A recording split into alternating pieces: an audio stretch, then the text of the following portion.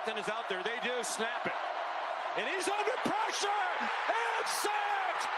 And the ball has come out. Centurion Perkins. Some really questionable decision-making all day yesterday, but specifically on the behalf of Georgia and their loss to Ole Miss. Stunning result. I'd argue it was the most stunning result of the day. Maybe not of the weekend because Miami beating Ohio State was pretty stunning, but Ole Miss beating Georgia did not have that one on the bingo card. Welcome into the Kevin Sheehan Show. Kevin is out today, as you might have guessed. He will be back on Monday. Denton Day sitting in for Kevin on this Friday. We got a lot to get to with the Commanders. We're going to find out if people actually want to watch the Commanders this weekend, because that is going to be a tough sell to a casual fan. No starters for Philadelphia. Washington still playing some degree of starters, though obviously not everybody. I can't wait for that one. Yippee. Oh, yay. But the college football playoff yesterday, no Lane Kiffin, no problem for Ole Miss. And Lane Kiffin wanted to be at the game last night in classic Lane Kiffin form. And Lane Kiffin wanted to be on television last night. And ESPN, the mothership, said no. And then what happened was Ole Miss, after a debacle to end the first half, scored 20 against Georgia in the fourth quarter. Not just in the second half, in the fourth quarter. 20 of Ole Miss's 39 points against Georgia came in the fourth quarter in what I can only describe as domination. Domination from an offense of Ole Miss to a defense of Georgia, a defense that we traditionally think of as one of the better in college football. They could do nothing in the fourth quarter. And some of that, again, was their decision-making, because some of the decisions and going for it, when you heard coming in that Max played was a 4th and 2, that they decided to go for it and being a little too aggressive and not taking the points. It's funny, with no Lane Kiffin on the sideline, it's like Kirby Smart took over the immaturity that Lane Kiffin usually brings, and he decided, I'm going to use that for me.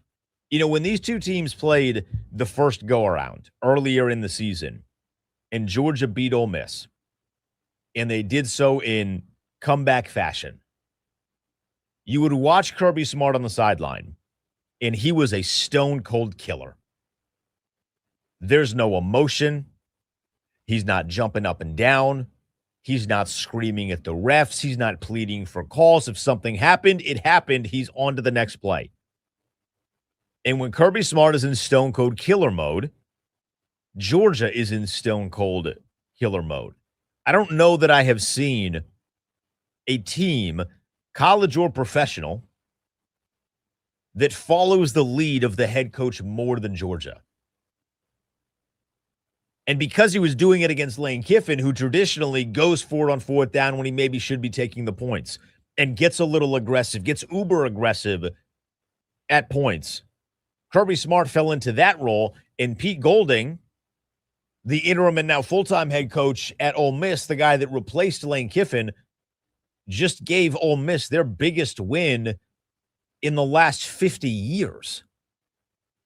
And Kirby Smart's going wild on the sideline, and as soon as I saw that in the second half, the game was over, because they had lost mentally on that side of the field. And ironically, the team that, again, had one of the worst snafus to close a half, where you got 9 seconds and we are throwing towards the sideline.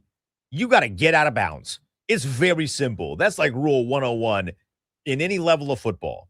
With 9 seconds, no timeouts, a throw into the field but towards the sideline, do not cut that back upfield. And Ole Miss cut it right back upfield. The camera panned immediately to Joe Judge. There's a lot of you who maybe weren't very familiar with the coaching staff currently at Ole Miss. Joe Judge is there. He's been hiding a majority of the year because Lane Kiffin commands a lot of attention. but Joe Judge was there, and the spotlight panned immediately to him, and they're like, look at this idiot. Look at him not knowing how to do this. The comeback for Ole Miss was incredible. Chambliss goes for 2 touchdowns. K1 Lacey goes for 2 touchdowns. K1 Lacey, by the way, that's a sophomore. That guy's going to be a really good player next year. I think him and Jeremiah Smith should just dare teams to take them in the draft this upcoming cycle. Dare them to take that. Wait, is Lacey a redshirt sophomore or is he just a sophomore? I should know the answer to that question. Because I don't know that he's going to be available in the draft. If he's just a sophomore, he definitely won't be. You got to play another year. But if he's a redshirt, let's see, is K1 Lacey a redshirt? Nah, he's not going to be available. So you're not going to get to see him in this year's draft class. But let me tell you, there's a lot of attention for Jeremiah Love right now, as there should be. Jeremiah Love is one of the best running back prospects that we have seen in a couple of years. I'm not calling him generational. He's not. I also hate that word when describing guys coming out of the NFL draft. But Jeremiah Love's a hell of a player, and he would be an immediate help to any offense. In a year, K1 Lacey's going to be the same thing. That dude runs hard, runs you over, has speed, has agility, hits the hole, can get skinny. Like, he does a lot of things really well at the running back position. That was on display last night. He had 22 carries, 98 yards, and 2 touchdowns. Chambliss made a couple big throws.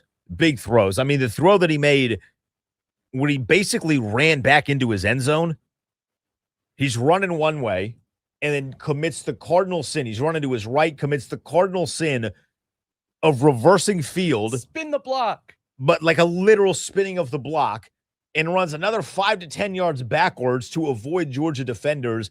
I mean, the ultimate no play that you are going to see, because he then makes a big-time throw. And I actually thought the quarterbacks last night in the fourth quarter were playing really well. They're electric, dude. I mean, even Gunnar Stockton, who I was never a massive fan of, I thought he turned the corner after the Bama loss. He kind of got his head in gear a little bit, but then he lost it in the second half of the year and really towards the end with the Georgia Tech stuff. And then obviously last night, he made a throw where he looked a little too much like Marcus Mariota, where he's running and jumping, but still throwing. And took some shots last night, boy. There needs to be a clinic, or at least so all these quarterbacks during the offseason go to the Manning Academy, of course, or at least most of them do. Because where else would you go? Which is it's a couple-day camp run by the Mannings, and it's all quarterbacks. So think of tight end university that we see in the NFL, but at the collegiate level with all quarterbacks, and way less commercialized. Like, the NFL wants you to know tight end university exists. Very much, yeah. Very much. Here's a YouTube channel about it. We're going to send the podcasters to it. Here's a comedian. Like, Theo Vaughn is just there. Theo Vaughn is everywhere. It's like Bert Kreischer takes his shirt off. How about that? I'm so done with Bert Kreischer. Like, I was never really on with Bert Kreischer, but I'm like so off of Bert Kreischer. But more on that in a second. All of these quarterbacks are going to go to the Manning camp. There needs to be a 40-minute period. It doesn't even have to be 40-minute. It could be like a 10-minute period. But a block during the Manning camp. Just say, hey, stay on your feet. Don't leave your feet. Like, just don't do it. The risk has never been worth the reward. Now, that play actually ended up working for Gunnar Stockton because he completed it. But he also got speared like he was Jeff Hardy hanging on a ladder, and the Ole Miss defender was Edge in a TLC match. Like, broken in half. Crash dummy stuff. Completely folding over. Then he got right back up. Tough dude. Dog. Literally. And Georgia kept moving. But just stay on your feet. One thing I hated about this game immensely at the end. The final play? The final 2 plays. The stage getting rolled out onto the field 6 different times. I'd be pissed, by the way. I would be pissed too. So mad. But honestly, Georgia deserved it. With 6 seconds left, you are down. As in, you need to score to prolong the game or to potentially win it. To prolong your season. This is not a tie football game. That's very important, right? Quite. One of the most famous plays in the last 15 years, the kick 6, not the same scenario. That's important to the story. taking the ball out of the end zone 8 yards deep He was insane. His foot was like on the line He of was the back of the end zone. so deep into the end zone that by the time he took a step out of the end zone, the Ole Miss defenders were there, and then he was like, oh, crap, I need to throw the ball, and then that's how you got a safety. Just the dumbest, most self-important, most hero ball kind of play that an operation could have made. Hated it. And then there were the shenanigans to where they didn't know what time the ball went out of the end zone to justify a safety. If it was with 0, the game is over. You're not going to need to punt it. If it's with 1 second, you then have to punt it. And then the stage was rolled out because everyone assumed it was 0 and the refs weren't very clear. The stage gets rolled out. Golding gets drenched in Gatorade. Then the officials are like, The Gatorade came. That was the second time? That was the second time. So that was the second time. So they're celebrating the first time. He's taking pictures with his family and doing the whole you're right. bit. Because the second time, they had onside kicked the safety, which is a thing that you can do. I don't know that there's a lot of knowledge surrounding that because it doesn't happen very often. It's a very rare thing. Wasn't much knowledge on Ole Miss side. They let Georgia touch the ball. They just let him touch it and thought that the time was going to come off. Yeah, sure. And then they dumped the Gatorade. You're right. So then they dumped the Gatorade on Pete Golding, who is also standing there like the game is still not over, I think. And he's screaming in the ref's face. He's like, I don't know what's happening. And then they get one more play, Georgia does. And it was probably the longest fumble-rooski, pitchy, woo-woo that you are going to see. I went to go back last night and rewatch the play with the stopwatch to see the amount of time that it actually took, because it feels like it took an eternity, with them also really not moving the football very far. I think they might have actually advanced the ball 7 to 10 yards, and then they finished the play around where they started it because obviously just the nature of that kind of play.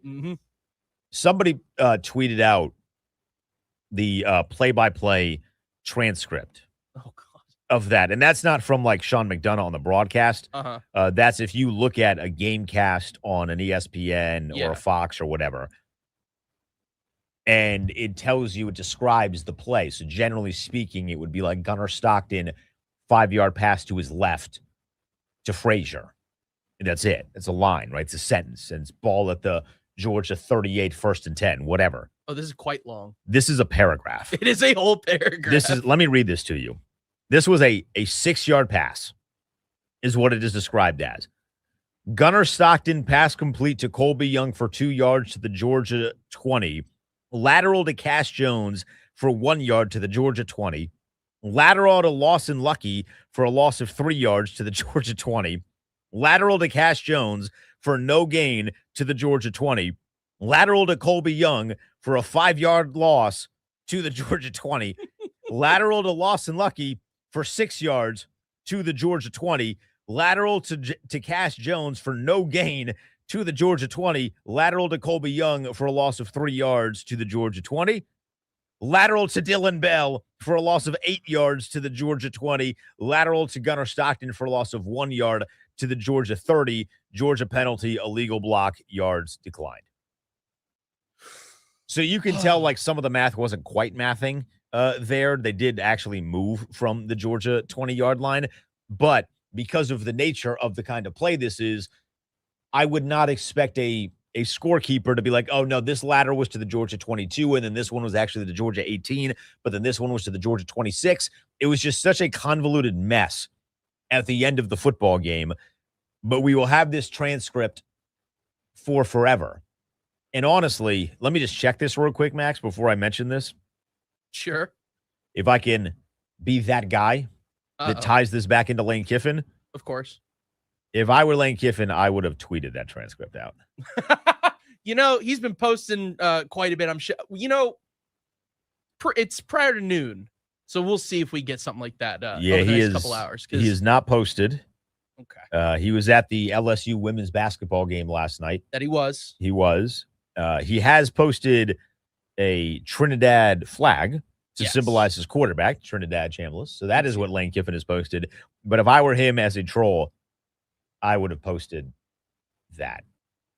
and the crazy pitchy woo-woo that it was. I'm not going to rule it out. It's coming. Just wait. We got more college football to get into, including a discussion that I had on social media that we are going to bring to the air. It'll be the subject of our poll question that you can find on our Twitter at the Team 980, and we will open up phones at 301-230-0980. If all are available, after watching the college football playoff games over the last 2 days, if all are available when Washington is on the clock in the first round, are you taking Reuben Bain, David Bailey, or Caleb Downs? That's next. It's Kevin Sheehan Show with Denton Day sitting in for Kevin on the Team 980.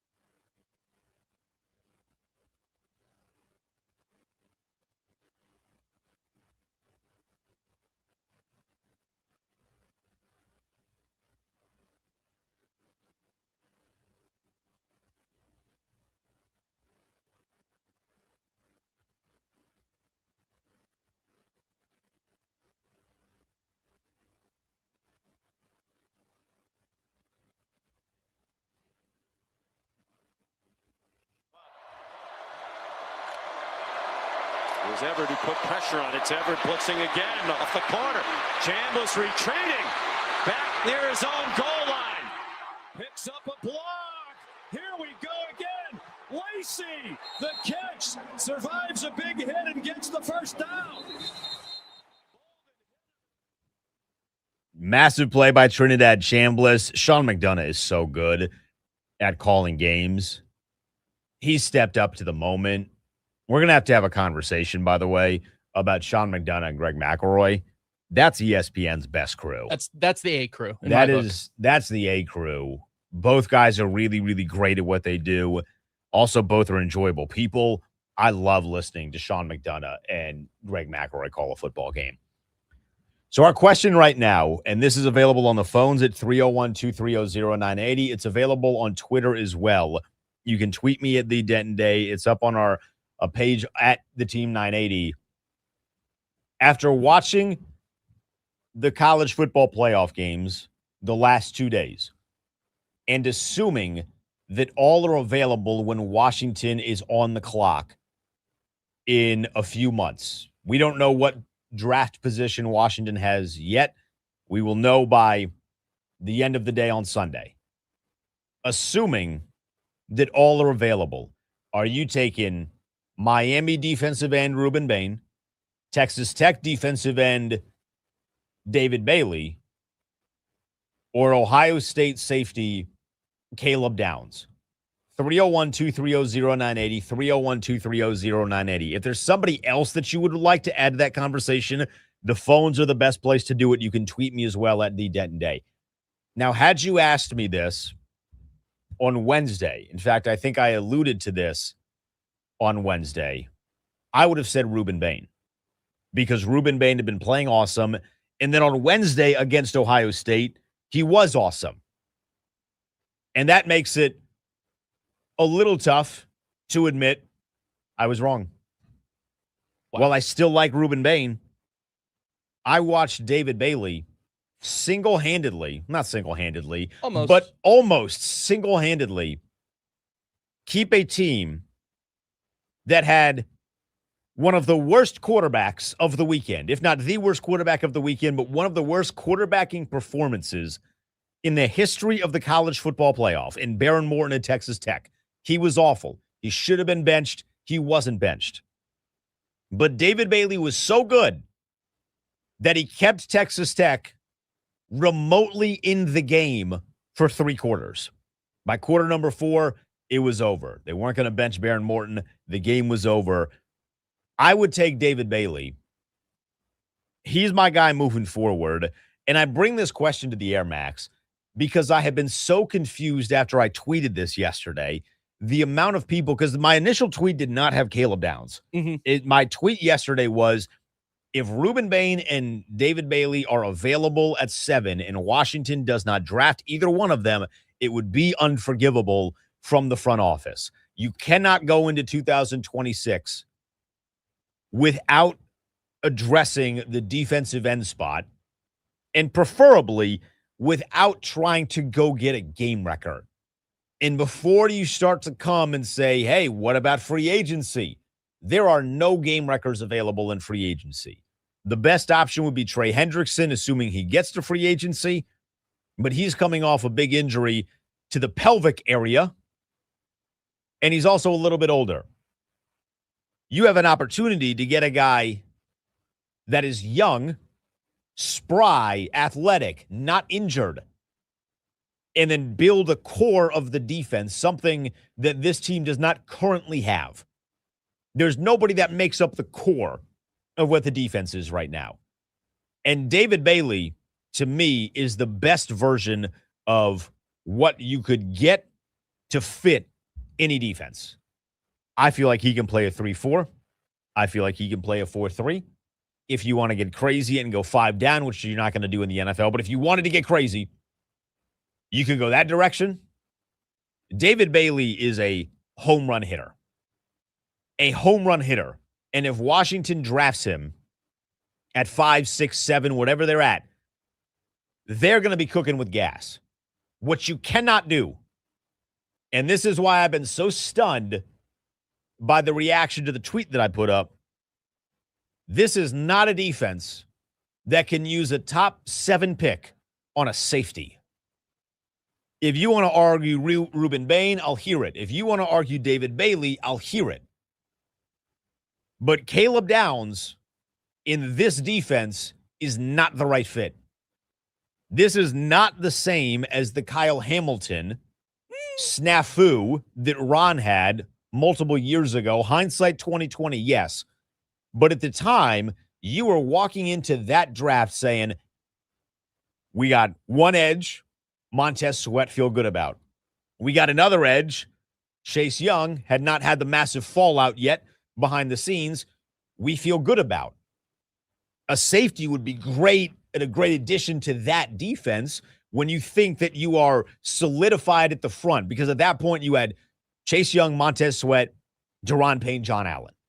This is in 2022. 2021 was not a great year, but that was more about like the Heineke stuff than it was the defense. And while Chase Young wasn't great and Montez wasn't great, there was still room to believe that maybe they can be and that you have the right group of the defensive line. You do not have the right group of the defensive line right now.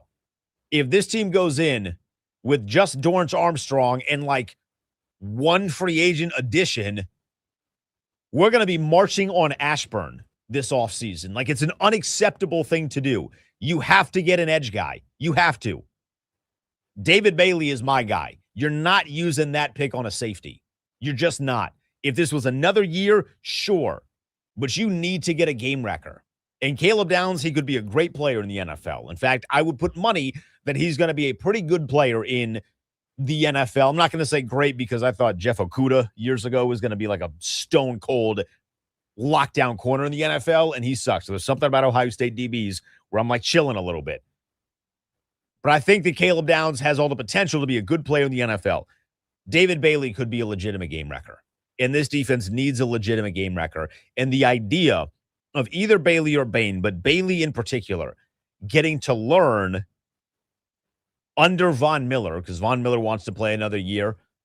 Likely he's going to play another year here, because I don't know how many other teams are going to sign 37-year-old Von Miller. Get a year under Von Miller to learn the tricks of the trade. He already has crazy bend. We saw that against Oregon. He has a much bigger bag, I would feel like, than Ruben Bain does in terms of the versatility. He can play inside, or he can rush interior. He can rush exterior. They did drop him into coverage. Don't really want to see that one, admittedly. But he can get after the passer. He has great IQ, and something that he did, and really all of Texas Tech defensive linemen did this, but something that David Bailey did a bunch yesterday that I would love to see here. Hands are always up. Mm-hmm. Always up. Watching, eyes on the quarterback, jumping at the line of scrimmage, batting balls down. It doesn't feel like there's a guy on the Washington defense that could do that regularly right now. And we have seen, I mean, we saw with the Van Ginkel stuff, but going back to the OG, self-interception, tap the ball up to myself, Ryan Kerrigan did that really, really well. I see a little bit of that in David Bailey. Now, I do think from a pure pass rusher, at least coming out of college, he is more polished than what Ryan Kerrigan was when Kerrigan was coming out of Purdue. But Kerrigan had a really good tenure here for a long period of time. And when you see some of those similarities in David Bailey and his ability to play the football while also rushing the passer, how does that not excite you? That gets me all steamed up. I love the idea of that. And I think it would be idiotic to pass up if he's available on him in favor of a safety. You have to get a guy that can get after the quarterback. And Downs does a lot of good things, and he does a lot of things really, really well. He does not get after the quarterback. You're not going to put him in like that Jamal Adams position. Remember when Jamal Adams was arguing that he needs to get paid like a safety and an edge because he was so good at rushing the passer? That's not what Caleb Downs is going to be. That's not even what I want a safety to be. Jamal Adams did swindle the Jets out of some money for that, but that's like not what I'm looking for at safety. I want David Bailey. 301-230-0980, 301-230-0980. You can tweet me as well. If all are available, this is the question. If all are available, who would you want Washington to draft? Ruben Bain, David Bailey, Caleb Downs. Max, your answer. You're not going to like what I have to say. You're going to say Caleb Downs. Yeah, I am. No, Max, no. I understand. I get it. You make some great points about David Bailey, and I would not be as irate as some people on Twitter would be if they decided to go with David Bailey over Caleb Downs. But I love me a chess piece. I love me a chess piece that I could put literally anywhere on the field. Defense or offenses have no idea what if he's gonna be dropping back in coverage, if he's gonna be going after the passer. I love having that element of surprise in a defense, and Caleb Downs brings that and so much more. Just because imagine going from Quan Martin this year to Caleb Downs next year. I think that would fix a lot of issues on your back end. Now, not everything, because I would argue that most people would fix some issues. Yeah. That Quan Martin might bring to the table. Now, I'm not on the train that like Quan Martin all of a sudden sucks and is the worst football player to ever exist ever. No, but he had a bad year. He has not been good this year. He has not been good this year. Especially after we were told that he made some great strides coming into this season, which, LOL. Yeah, worries me about. Swing and a miss. Yeah. So I like Downs, but again, if they go Bailey, or I'm not even sure if Ruben Bain is the best edge rusher on Miami. Yeah, they got some Mesidor dudes. looks so yeah, good. Hakeem Mesidor does look really good. And, Texas Tech has a bunch of guys on that defensive line that are also really good. I mean, that unit, both of those two units. I will be watching a lot of their tape. A lot of it. Months. And it's going to be really fun to see Miami and Ole Miss, because Ole Miss's offensive line has been pretty decent this year. I would say maybe a little bit better than what Ohio State is. Ohio State's offensive line is not very good in relativity to what they normally are. And they didn't play a good schedule this year. There were not a lot of premier defenses, period, that they went up against outside of Texas in week number 1 and then Indiana in the Big Ten championship, and then obviously Miami on Wednesday. I'm really excited to see what Ruben Bain is going to look like against Ole Miss, because he dominated against Texas A&M. He dominated against Ohio State. If he does it again, this is a trend that he is putting forth. So I'm going to be excited about that. I do have, before I get to the phones, and we're coming to you, don't worry, 301-230-0980. I am getting some questions in the chat. We're on YouTube, stream us at the Team 980, and on Twitter at the Denton Day about Max Crosby. No would be the answer. It's not happening. Washington does not have the amount of draft capital right now. Player capital at this point. Or player capital at this point to be able to acquire Max Crosby. Crosby is frustrated with Las Vegas. Understood. He just signed a massive contract. And it is going to suck for Vegas financially if they trade him after signing him a year after to a massive contract. It's going to suck to the point where they would need serious draft capital in return. And Washington does not and should not provide that kind of draft capital when you can get a quality, potentially borderline great. I mean, if we're 5 years from now, let's just say it's 2026 now. Happy Thanksgiving, everybody. I meant to mention that at the top. It's 2026 now. If we're in 2031 and David Bailey has been signed to a $45 million per year contract, I'm not stunned. First off, happy Thanksgiving, everybody. Happy Thanksgiving. Thank you, Dan. David Bailey has legitimate potential to be an upper echelon pass rusher in the league. I think Ruben Bain does as well. But David Bailey has the potential to be an upper echelon pass rusher in the league. If you believe in that potential, you draft him and you don't trade for Max Crosby. Max Crosby is frustrated. Let somebody else deal with a frustrated guy where you're going to have to give up multiple first-round picks, because there is no world where you can trade for Max Crosby without giving up multiple first-round picks, if we're being realistic. If we're being unrealistic, Deron Payne and a bag of chips for Max Crosby, who says no? If we're being realistic, it's taking at least 2 firsts and probably a second or a third to go along with that. This roster is not in a position to make that kind of trade going into 2026. On the flip side, if you want to argue trading back from 5, 6, or 7, whatever pick they end up with by the end of the weekend, I'd be more open to that. However, I don't think you can pass up a legit potential game wrecker at the edge spot the way that David Bailey is. And I've been trying to do a little bit of mental math here. Mendoza is going to go high, the quarterback at Indiana. He played really well yesterday against Alabama. I think what would be best suited for Washington is if they land the 6th overall pick, which some things are going to need to happen this weekend. Ben Standing will be with us at noon. He'll kind of break these scenarios down for us in terms of how Washington could land 6th. 5th is still technically available, but a lot needs to happen for Washington to get the 5th overall pick. It feels like 6 or 7 are going to be the likely landing spots for the Commanders in the draft. If they get 7, they need Dante Moore to come out, because then you're getting 2 quarterbacks that are going to go top 5. Moore would probably go number 1 if he comes out over Mendoza. Mendoza would go number 2. One of them would be a New York Jet.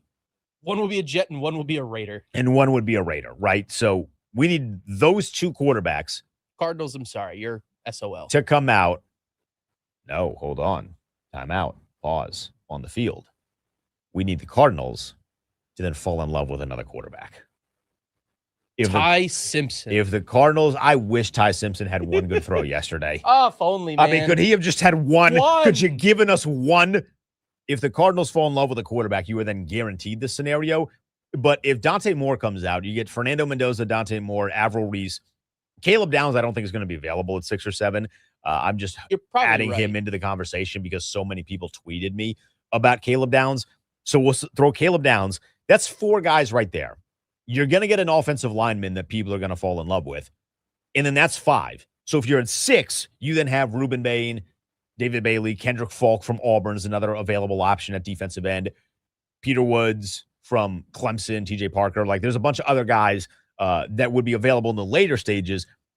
But if Dante Moore comes out in this year's NFL draft, it almost guarantees that either David Bailey or Ruben Bain is going to be available either 6 or 7, because I haven't even factored in Jordan Tyson from Arizona State, who in the pre-draft process could really elevate up draft boards. Ryan Fowler from the Draft Network is going to join us in about 20 minutes. We'll get his thoughts on some of those guys. But your thoughts are next. 301-230-0980, 301-230-0980. Assuming all are available for Washington in the NFL draft, would you take David Bailey, Ruben Bain, or Caleb Downs? Your call's next. It's the Kevin Sheehan Show with Denton Day sitting in for Kevin.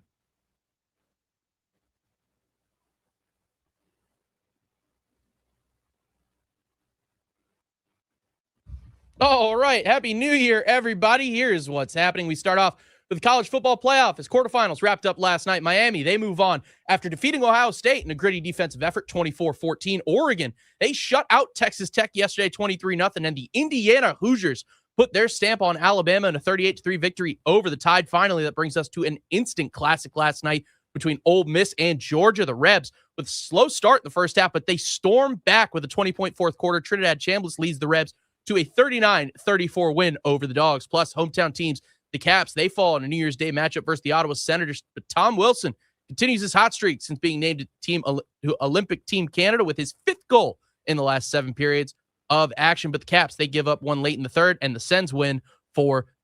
This update is sponsored by the Team 980 YouTube page. Just open the app, type in the Team 980, hit subscribe. Kevin Sheehan is live every day from 10 to 1. You can catch programs like Take Command and Denton's Office throughout all of football season. Don't forget to hit the like button whenever you do decide to join us, and turn on notifications to stay up to date on all things DC sports. And that is what's trending.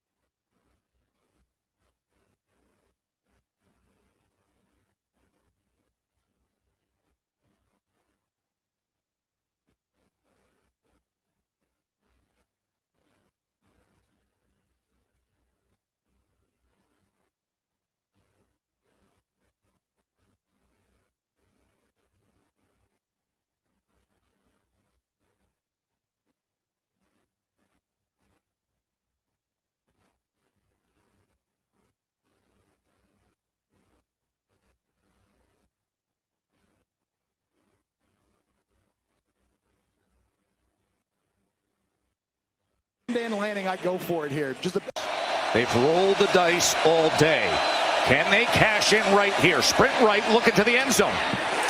It is batted down. David Bailey does it again.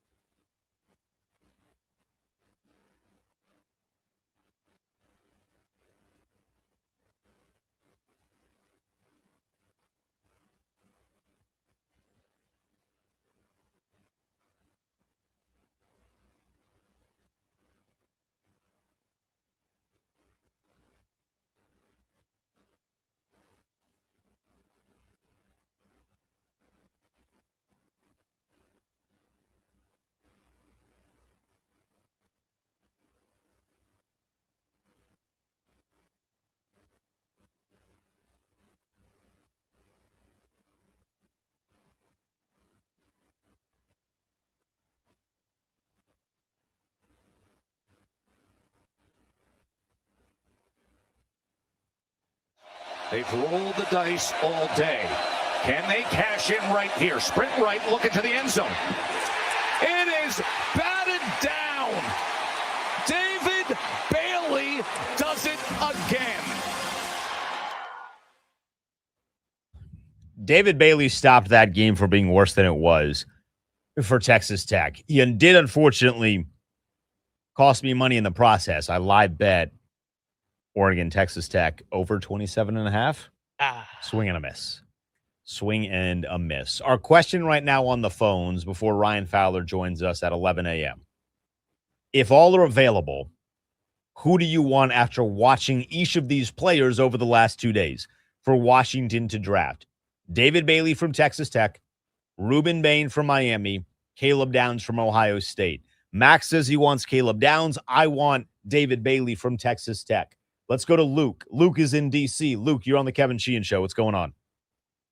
Yo, Denton, you really got my juices flowing this morning, man. Because I'm like the biggest David Bailey fan club ringleader on the planet. Like, he literally he won me over in one game yesterday. Like yesterday, And I watched him. I was like, this guy is a maniac. He doesn't wear gloves. He doesn't wear wrist tape. He doesn't wear any paraphernalia of the team. He wears white socks.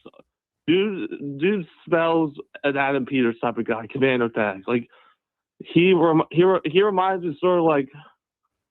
I mean, this is a defensive tackle. And this guy's played when I was like really young.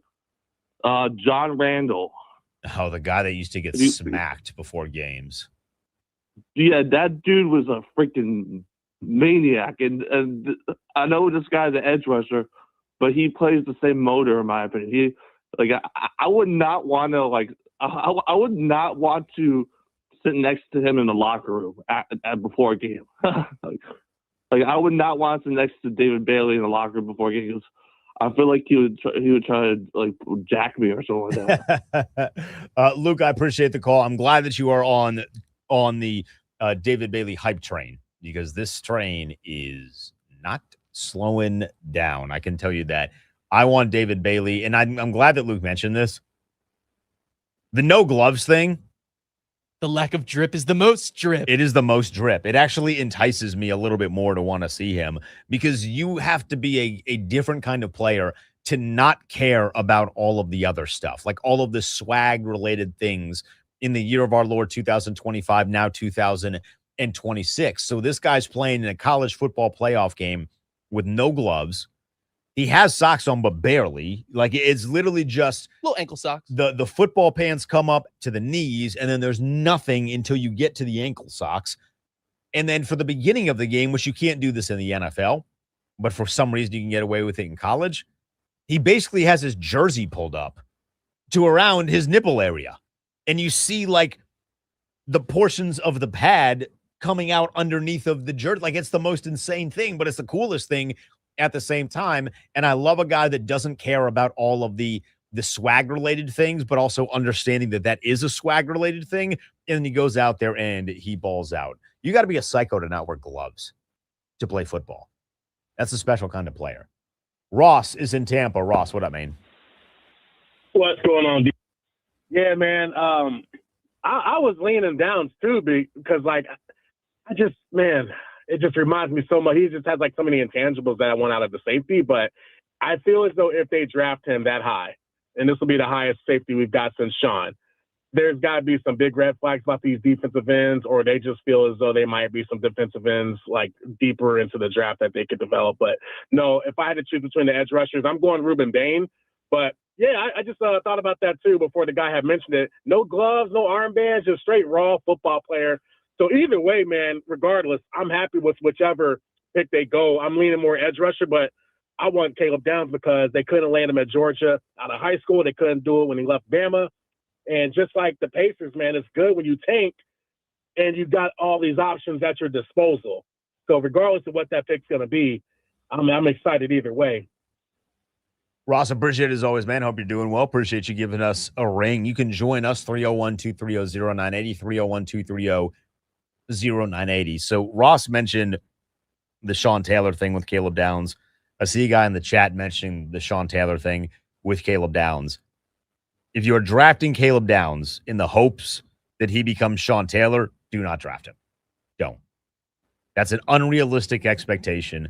That's unfair to the player, setting, hey, we want you to be a guy that the fan base is super fond of, that we tragically lost now almost 20 years ago, which is crazy to think about.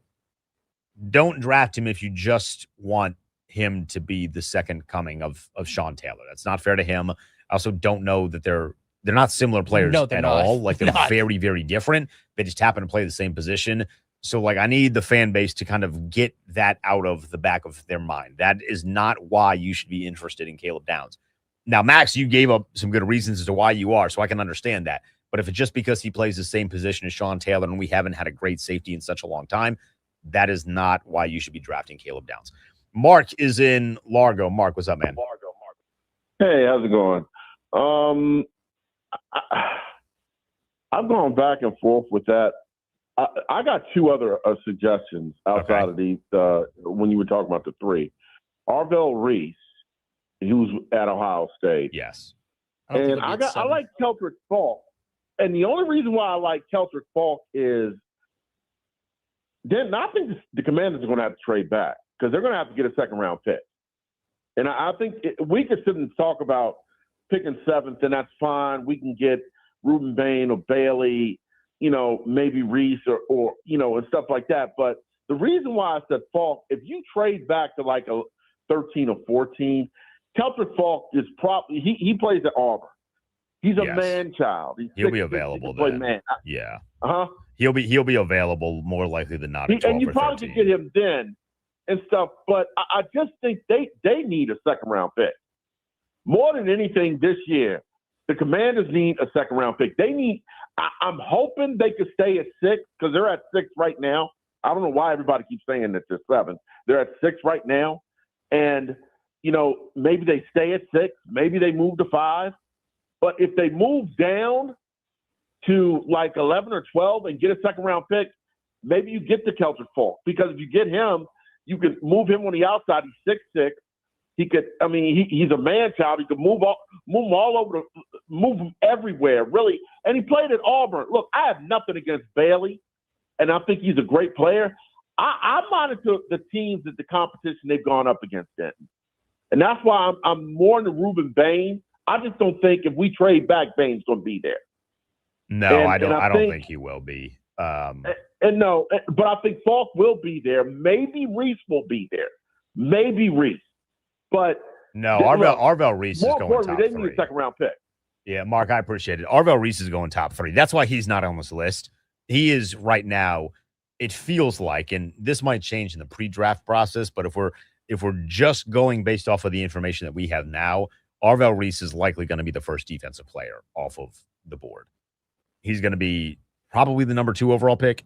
It depends. And when Mark said, the reason why we say 6 and 7, right now Washington is at 6, but there's a very easy avenue for some things that happened this weekend for them to get to 7.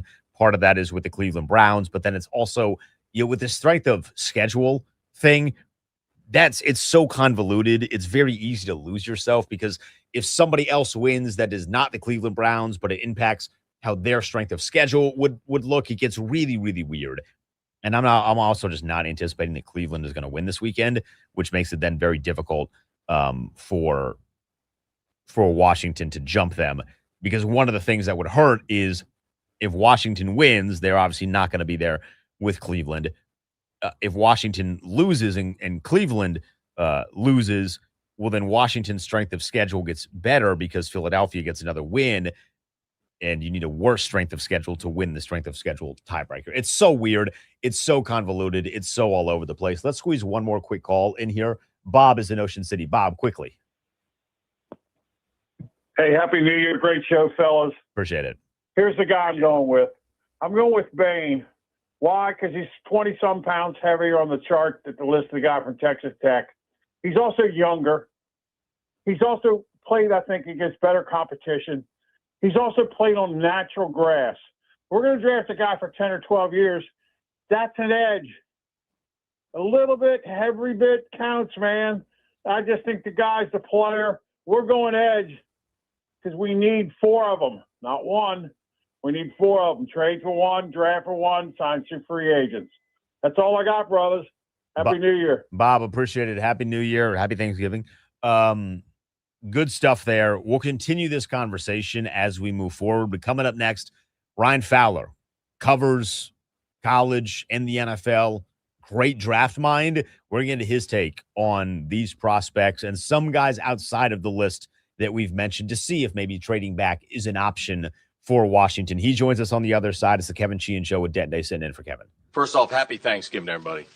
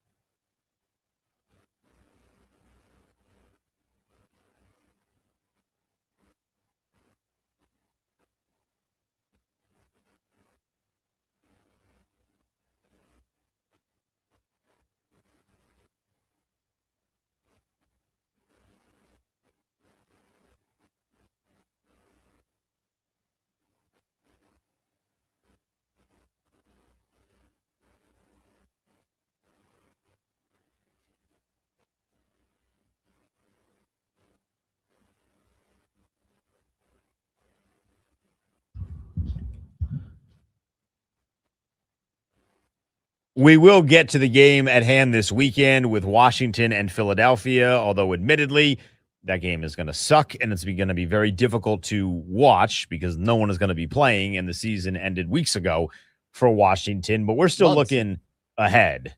I want draft. I love draft. Always. And there's nobody better than Ryan Fowler. Ryan Fowler joins us here on the Kevin Sheehan Show. Ryan, how much fun have you had the past 2 days watching some of the top prospects play in the hope for the national championship? Man, it's been great. First off, then, appreciate you having me, man. Happy New Year to you and yours. It's been great, man. It's been great. I love watching ball this time of year. It's really, from Washington's perspective, unfortunately, seen a lot of really, just, scouting the offseason. It's been their Super Bowl for decades now. Now, hopefully, moving to this year with a major offseason, right, for Dan Quinn and Adam Peters. But it's always a joy watching these big-time ball players go at it. Blue chip recruits, 4-stars, 5-stars, guys even lower, guys like Trinidad Chambliss, really kind of let the nation know, hey, he can play ball even at the highest level. So just a lot of fun watching these guys really let their socks store, or for some of the guys, let it slip a little bit as well. So we've been having a conversation about available options potentially for Washington and who they should go with should certain guys be available. One of the guys that I am in love with is David Bailey, and that would be my selection if I'm Washington. What did you see when you watched him yesterday and when you watched him throughout the course of the year?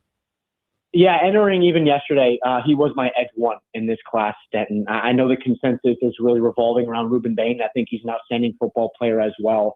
But every time you watch David Bailey on tape, whether it was at Stanford or whether it's been this year at Texas Tech, he is the most explosive pass rusher in this class.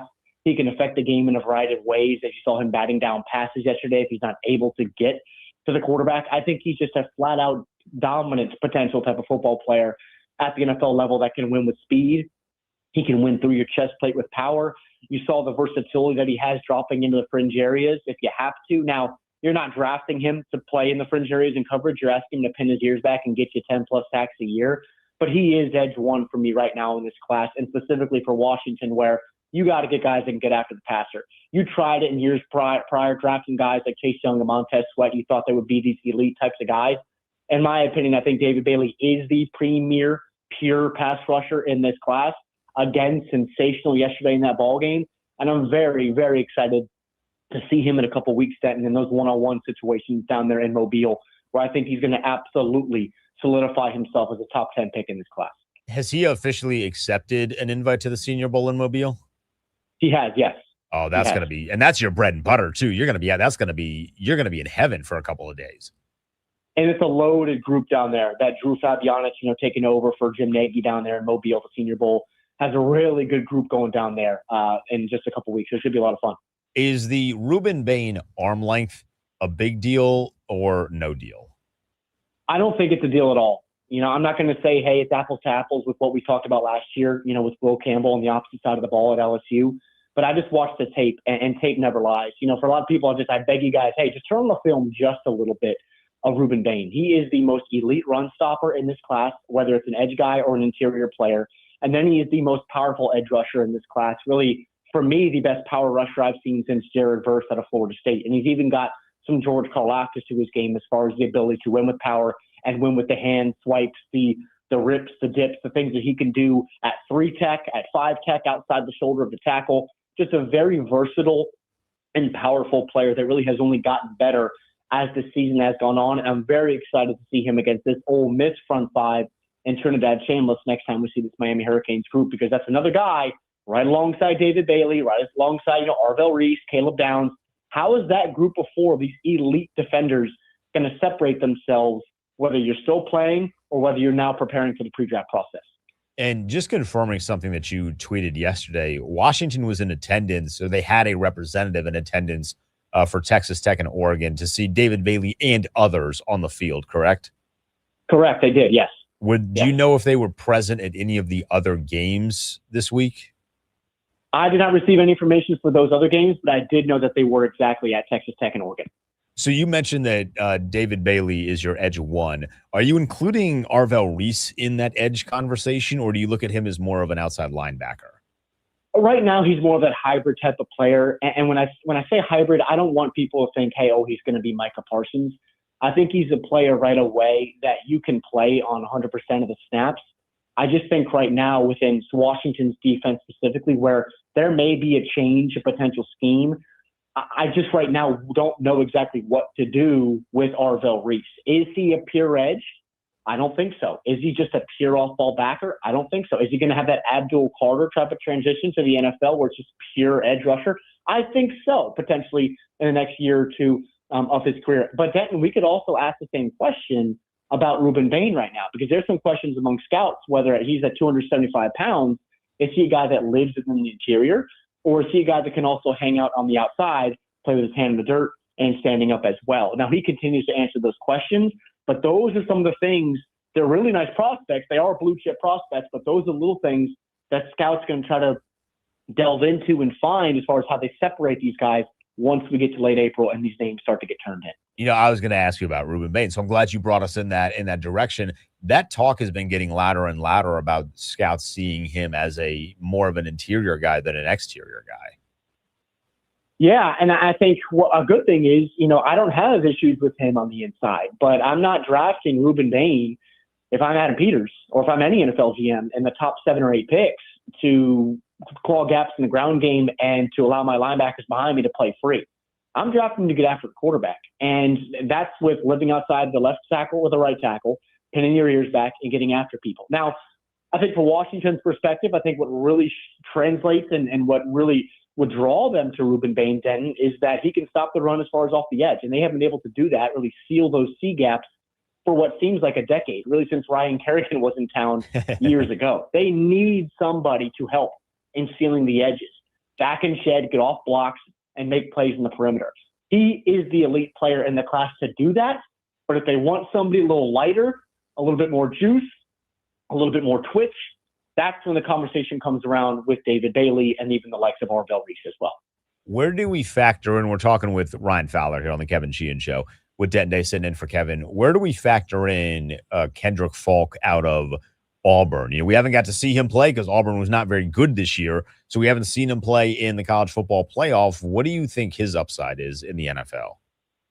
I think it's immense. I really do. I think he's an extremely versatile player. I mean, a massive human being, 6'6", weighed in at 281 pounds in season. Those are some verified measurements I got from the Auburn staff. So that's a guy that is a big physical type of player, looks the part. I wanted to see a little bit more consistency from him throughout the year against SEC competition. I wanted to see a little bit more alignment versatility up front, like I talked about with Ruben Bain. But overall, I think this is a very good player where his best football is going to be down the road. And I think what I like most about Keldrick and his tape is there's a plan. There's a pass rush repertoire. It's not just, hey, I'm going to line up and I'm going to try to be the best athlete on the field and win to your outside shoulder every single time, like Washington saw for Chase Young for a few years before his departure. He has a plan every single time before the ball is snapped. I think that's what's going to translate right away before he can really combine the power, the speed, the counters, and everything he can do as a run defender as well. Is Dante Moore going to come out in this year's NFL draft? I think he should. He's QB1 for me in this class. He had a chance absolutely to go number 1 overall. Mendoza obviously has been sensational this year, and he can win in a variety of ways, whether he's got to throw it 40 times or he's got to throw it, 20 times like we saw yesterday. More touchdowns and incompletions was simply outstanding against that Alabama defense. But I think for Dante Moore, just what you see in his game, poised passer, arm talent off the charts. I think a main question right now for scouts, Denton, is the games, the amount of experience that he's had in college football is a little bit of a question. But overall, the fundamental talent and what he can bring to an NFL roster, expanding a playbook, is absolutely there. And if I were him and if I was his reps, I'd be preaching to him to declare for this draft. So there's some other Commanders fans that have said, hey, what about Carnell Tate, Denton? Need a wide receiver on the outside. I like Carnell Tate, Ryan. I don't know that I like him where Washington is drafting right now. Is he good enough to be taken in the top 10? Not right now for me. He's more in that 15 to 25 range. There are a couple concerns, and they even popped up the day before against Miami, working over the middle of the field, not wanting to get hit, taking those big hits. Those hospital balls, what you call them. You've got to go above your head and take a shot to your stomach. A little bit more physicality. That's what a wide receiver 1 does. If you're drafting a guy in the top 10, that's wide receiver 1 type of capital. Now, for Washington perspective, of course, you got Terry McLaurin in the building, and you may potentially also have Deebo Samuel if he comes back. But if I'm Washington, I'm not drafting Carnell Tate. I'm not drafting any of these receivers in the top 10. You could potentially wait till day 2. Let's see if they also trade back, maybe get some more capital if they're working into day 2 and they really like a Casey Concepcion from Texas A&M, or even a guy I really like in Malachi Fields, big body, 6'4", Virginia transfer to Notre Dame, I think that's more so the bucket where I would add a receiver to this receiving group.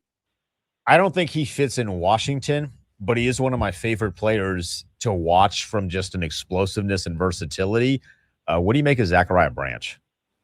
Yeah, you hit it on the head, Denton. He is explosive. He is lightning in the bottle. And I think one thing watching him in that ball game yesterday, he's always a guy that you can get designated touches, get in the backfield, known as a return man.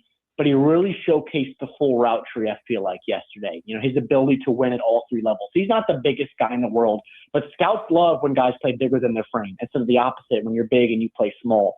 Zachariah Branch plays kind of reminds me of Jahan Dotson a little bit coming out of Penn State. In the best way possible, his ability to really go up and attack the football. So just the route tree is expanding for him. I think he's going to be a really good player at the next level wherever he ends up. And I will say this, if you potentially end up in Washington, I think the skill set's a little bit repetitive, Stanton, with Jalen Lane and Deebo Samuel.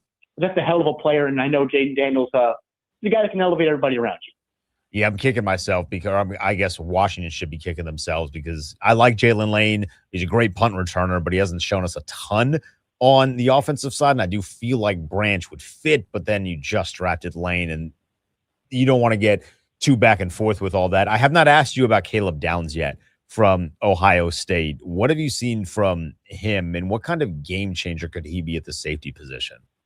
He really is. He really is a game changer, Denton. And I mean this in the best way possible as far as from a talent perspective, not a career arc. If Washington were to draft him at 7, if he's available, he would enter as arguably the most talented defender, specific at the safety position, to enter Washington since Sean Taylor. And I really say that with the most due respect to Sean. But what a player he is. At all 3 levels, he can come in right away, play 100% of the snaps. He's someone that can eliminate tight ends. He can work out to running backs. He would impact the ground game as well. He tackles his tail off. He's just a guy right away where you need that matchup type of player, a versatile defender, a guy that doesn't just lead with a pregame speech. He leads on the football field, in between the hashes. And that's what Washington needs more of on this football team, because right now, really the only guy that shows up is Jacob Martin week to week to week to week for me as of right now. They need more players like that will show up and compete. And Caleb Downs, I just think his ability to compete at all 3 levels, impact coverage, impact the ground game, play in the fringe areas, always near the football. The athletic profile is off the charts. Now, do people wish he was a little bit bigger and had that Kyle Hamilton, Derwin James type of frame? That's fine. That's fine. Then they can save that. But Caleb Downs is just a flat-out really good football player. And if I were Washington, he's on the board there at 7. That's who I'm taking right now. So I'll get you out of here on this, Ryan. Are there any players? We talked about the top 1% in the draft, right? Guys that are likely going to go top 10. I think worst, Carnell Tate might go like top 15, right? Is there anybody this weekend that you watched that you thought, hey, I like this player, that you now think much more highly of because of the way they performed in a big-time game? Yeah, that's a great question. I think if there's one guy, it's Oregon defensive end Mateo Uiagalelei, DJ's younger brother. I think his ability, first off, right away as a young player in the NFL, you got to get on the field on early downs, and you have to be able to seal. And then pin your ears back and get after the quarterback and have a varied approach there. I think his ability to do that, and as he's gotten better and better and better along that loaded Oregon defense that was simply outstanding yesterday against Texas Tech, I really do think then if there was one player, even Elijah Surratt, the receiver from Indiana as well. I would say both Mateo and Elijah, both those guys yesterday really impressed me. Ryan, you're the best. I always love talking draft with you. Enjoy the rest of the college football playoff. I'm sure we'll connect again when it's Senior Bowl season. Absolutely. Thanks as always, Dan. That is Ryan Fowler, one of the best when it comes to analyzing college players and projecting how they will wind up in the NFL and where they will be drafted. I did text Kevin yesterday, Max, during the Georgia-Ole Miss game, and the text was very simple. It just read, Zachariah Branch would be so effing good with Jaden Daniels. Yeah. And Kevin, he liked the message, and he was like, he would be. But he's not gonna be here. I would love nothing more than like Zachariah Branch, like top of round 3. Maybe you can get him in round 4. Might have to dance around, move some picks to get him. He's such a weapon. Number 70 on the big board. What do we got? We're like, what, 72, 73? 70 on that big board. I'm looking at Pro Football Focus. that has him at like 114. So these big boards now are kind of crazy. Yeah. There are a lot of really good wide receivers. You know, Jordan Tyson is going to be the top one. Carnell Tate is behind him. Mekhi Lemon at USC is a name that people are going to familiarize themselves with. Denzel Boston, who's 6'4" from Washington. Casey Concepcion, he's a little shorter at 5'11". Surratt is 6'2" out of Indiana. Chris Bell is 6'2" out of Louisville. Jeremy Bernard is 6'1" out of Bama. Chris Brazil is 6'5" out of Tennessee. There are going to be some available options in the later portion of the draft for Washington to draft at wide receiver. CJ Daniels out of Miami is 6'2". Jacoby Lane from USC is 6'4". There are some dudes that will be available. You got to go defense early, but I would love Zachariah Branch in a weapon sort of position. Kind of like, think of what you imagined Deebo Samuel was going to be in 2025 had everything gone correct this year for Washington. Zachariah Branch would be killer in that role. Just absolutely killer. Coming up in 15 minutes, Cole Thompson's going to jump on with us. We'll get his thoughts on the college football playoff. We haven't really talked a lot about Kurt Cignetti. I do want to play a piece of audio from him last night after Indiana's win. This dude is impossible not to like. A crazy 180. You hear that when we get back. Is Denton Day sitting in for Kevin Sheehan on the Kevin Sheehan Show?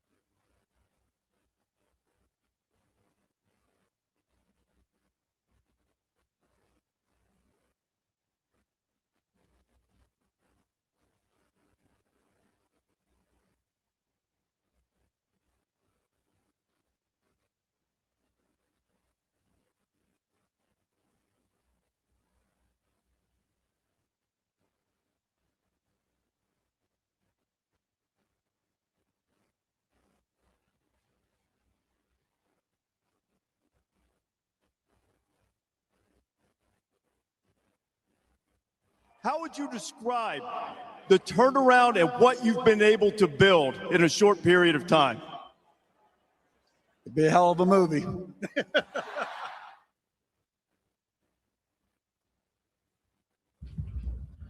That's Kurt Signetti. You can Google him after Indiana stomped Alabama.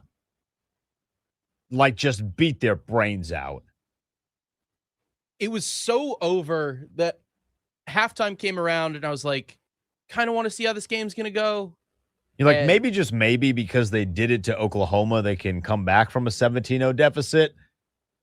But they're not coming back from a 17-0 deficit. Watch that first drive. I was told it's time to go to dinner. I said, all right, you know what? Fair enough.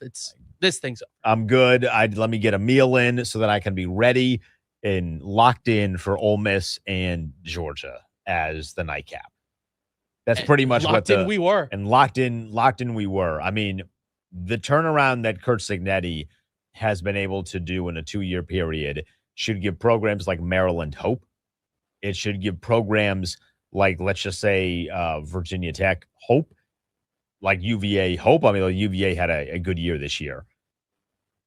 But Kurt Signetti took a program that was the laughing stock, and Virginia Tech is not a laughing stock. UVA was kind of a laughing stock. Maryland is currently a laughing stock in football. But he took a program, and he did a complete 180 to where Indiana just beat Alabama in the college football playoff by 1 million. That's a football school now. Ole Miss beat Georgia, Oregon, a team that historically has had a lot of regular season success, but not a lot of playoff success. And now you got Miami getting into the mix after they are coming out of quite a dark period for Miami football. So it's the world of college football has changed, Denton. It's a bad time to be an SEC fan. Oof. I don't know that there's a lot of SEC fans in this particular area in our footprint. I'm sure there's some of you that went to SEC schools and that are from here, or you have children that might go to SEC schools, so you become a fan by proxy because of your kids. The SEC is coming face-to-face with a reality. With an even playing field, it's really tough to win. For so many years, they were the ones that were paying the athletes and paying the players under the table more so than anybody else to be really, really good. And they were really, really good. Great, even. Really, really good. One of the most dominant runs in terms of winning national championships that you will find. But when everybody else can do it, it's a lot more difficult. It's tough, man. When Indiana can do it, it's a lot more difficult. Now, for Indiana, I mean, it's not even like they paid to win the way that the Texas Tech did, which is not a knock, by the way. That's in the rules. You could pay players now. You should be paying to build a championship. Like, that's duh. That is the objective of what you are trying to do. But Indiana built a team. Alabama had a bunch of players. And that's a massive difference between the two. Indiana moves like a well-oiled machine, and Ty Simpson was running for his life. He had to do everything because Alabama can't run the football. Their offensive line is not very good. Defensively, they're not very good. What they did against Oklahoma in round number 1 was more so the fact that John Mateer, the quarterback at Oklahoma, was not very good. So you get this guy in Kurt Signetti, who my favorite thing that took place in the last 24 hours, Max, with Kurt Signetti is the now viral comparison to him and the cartoon character from I believe The Incredibles. Yeah. It is because of the Kurt Signetti stare and him just looking at Kalen DeBoer after going for it on a 4th down, and him just looking at Kalen DeBoer in Alabama when he's up 38-3 and there's no emotion. There's no joy on the face of Kurt Signetti until after he wins the football game. It's Bill Belichick face. It's a much more likable Bill Belichick face. Sure. A much more likable because he is not gifting the world to a 24-year-old. But that's the he's also not, well, facts. But he's also not like he's not an a-hole about it. He's not well, he's authentic. He's authentically gristly. An a-hole. Yeah. Bill Belichick was an a-hole because he could.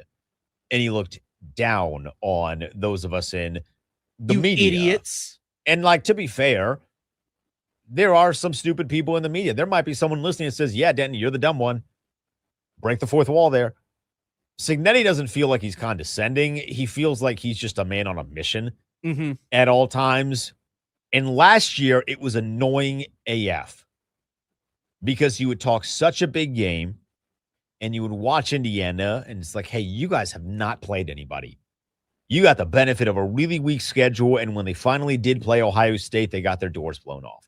When they finally did play Notre Dame in the college football playoff, it really wasn't all that close. It was a 10-point game on the scoreboard, but if you were watching the game, it felt like Notre Dame was in control for the entirety of it, and that Indiana really didn't stand a chance. And to see the way that they are now, where you get a Heisman quarterback, I mean, they're going for an immaculate season. A Heisman quarterback, a conference championship, an undefeated regular season, and then which in turn would just be an undefeated season, period, and a national championship. An immaculate season. You don't see that very often outside of the SEC. LSU did it with Burrow, and that was a hell of a season. Incredible. Alabama did it with Mac Jones when Devontae Smith won the Heisman Trophy. No one could stop them. That was an amazing season. Indiana, in my brain, is not quite at the level of those two teams because, again, like a lot of those Alabama players playing in the NFL at a high level, that LSU trio of Burrow and Jamar Chase and Justin Jefferson are collectively top 5 in their position. Like, that's a hell of a team, and that doesn't even take into consideration the defense that was on LSU with Patrick Queen, with Stingley in Houston and leading that defense. But Indiana being in a position to complete a immaculate season is insane. I gave you one more Curt Cignetti clip that I'd like you to play here. This is Cignetti after the game continuing the celebration. Is this getting players' attention, or is there more? Yeah, okay, sorry. yeah. Getting right, players' cool, attention. cool. Sorry. Now, it was all on me to get everybody focused, thinking the way we want them to, because it had a lot of smoke blowing up there, for 2.5 weeks, right? And then you were dealing with player retention and negotiation and a lot of stuff, a lot of different stuff. Guys are winning awards, right? So I thought I had to rock their world and get their attention, and I did my best job to do that. Indiana is the only team in 2 years that has gotten a bye in the first round of the college football playoff and won a game in round number 2. Mm-hmm. Georgia had an opportunity, blew it. Texas Tech had an opportunity, didn't stand a chance. I'm hearing the bye week might be bad, then. The bye week is confirmed awful unless you are a special group. And Indiana, that was what Cignetti was getting at. He made sure his players were locked in. It's really easy to get kind of out of yourself when you're going 25 days without a game. You're in college. It's the holiday season. Finals are wrapping up, even though college players don't really care about finals. But finals. Point is, there's a lot going on during this off period, and then you're also prepping to try and win a national championship. And particularly with Indiana, and they're not the only ones that had this, but they kind of are. Vanderbilt didn't make it. Mm-hmm. Notre Dame didn't make it. Mm-hmm. You got a trip to New York in there because Fernando Mendoza got the Heisman Trophy. I love what I see from Curt Cignetti. I did not think I would. I thought after last year I would never like him. He has done what we call in the wrestling business a face turn.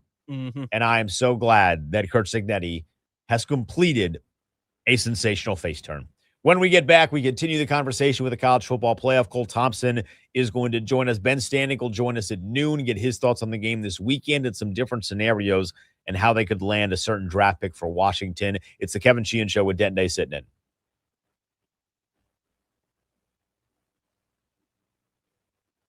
All right. Happy New Year, everybody. We start off with the college football playoff as the quarterfinals wrapped up last night at Miami. They move on after beating Ohio State in a gritty defensive effort on New Year's Eve, 24-14. Oregon, they shut out Texas Tech in the first game of the day yesterday, 23-0. The Indiana Hoosiers put their stamp on Alabama in a 38-3 victory over the Tide. Finally, that brings us to an instant classic last night between Ole Miss and Georgia. The Rebs off to a slow start in the first half, but storm back with a 20-point fourth quarter. Trinidad Chambliss leads the Rebs to a 39-34 win, plus the hometown team, the Caps, they fall in a New Year's Day matchup versus the Ottawa Senators. Tom Wilson continues his hot streak since being named to the Olympic Team Canada with his 5th goal in his last 7 periods of action. But the Caps give up one late in the third. Sens win 423. This update is sponsored by the Team 980 YouTube page. Just open the app, type of the Team 980, hit subscribe. Kevin Sheehan is live every day from 10 to 1. You catch programs like Take Command and Denton's Office throughout all of football season. Don't forget to hit the like button whenever you do decide to join us and turn on notifications to stay up to date on all things DC sports. And that is what's trending.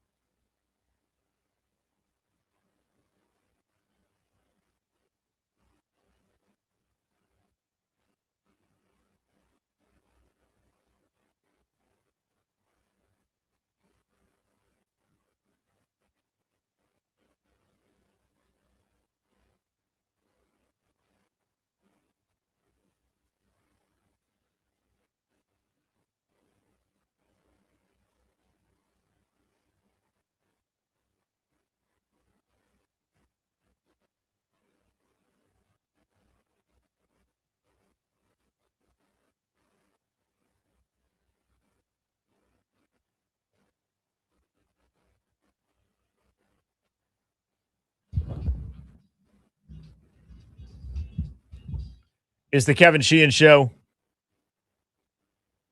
Dent Day sitting in for Kevin on a Friday.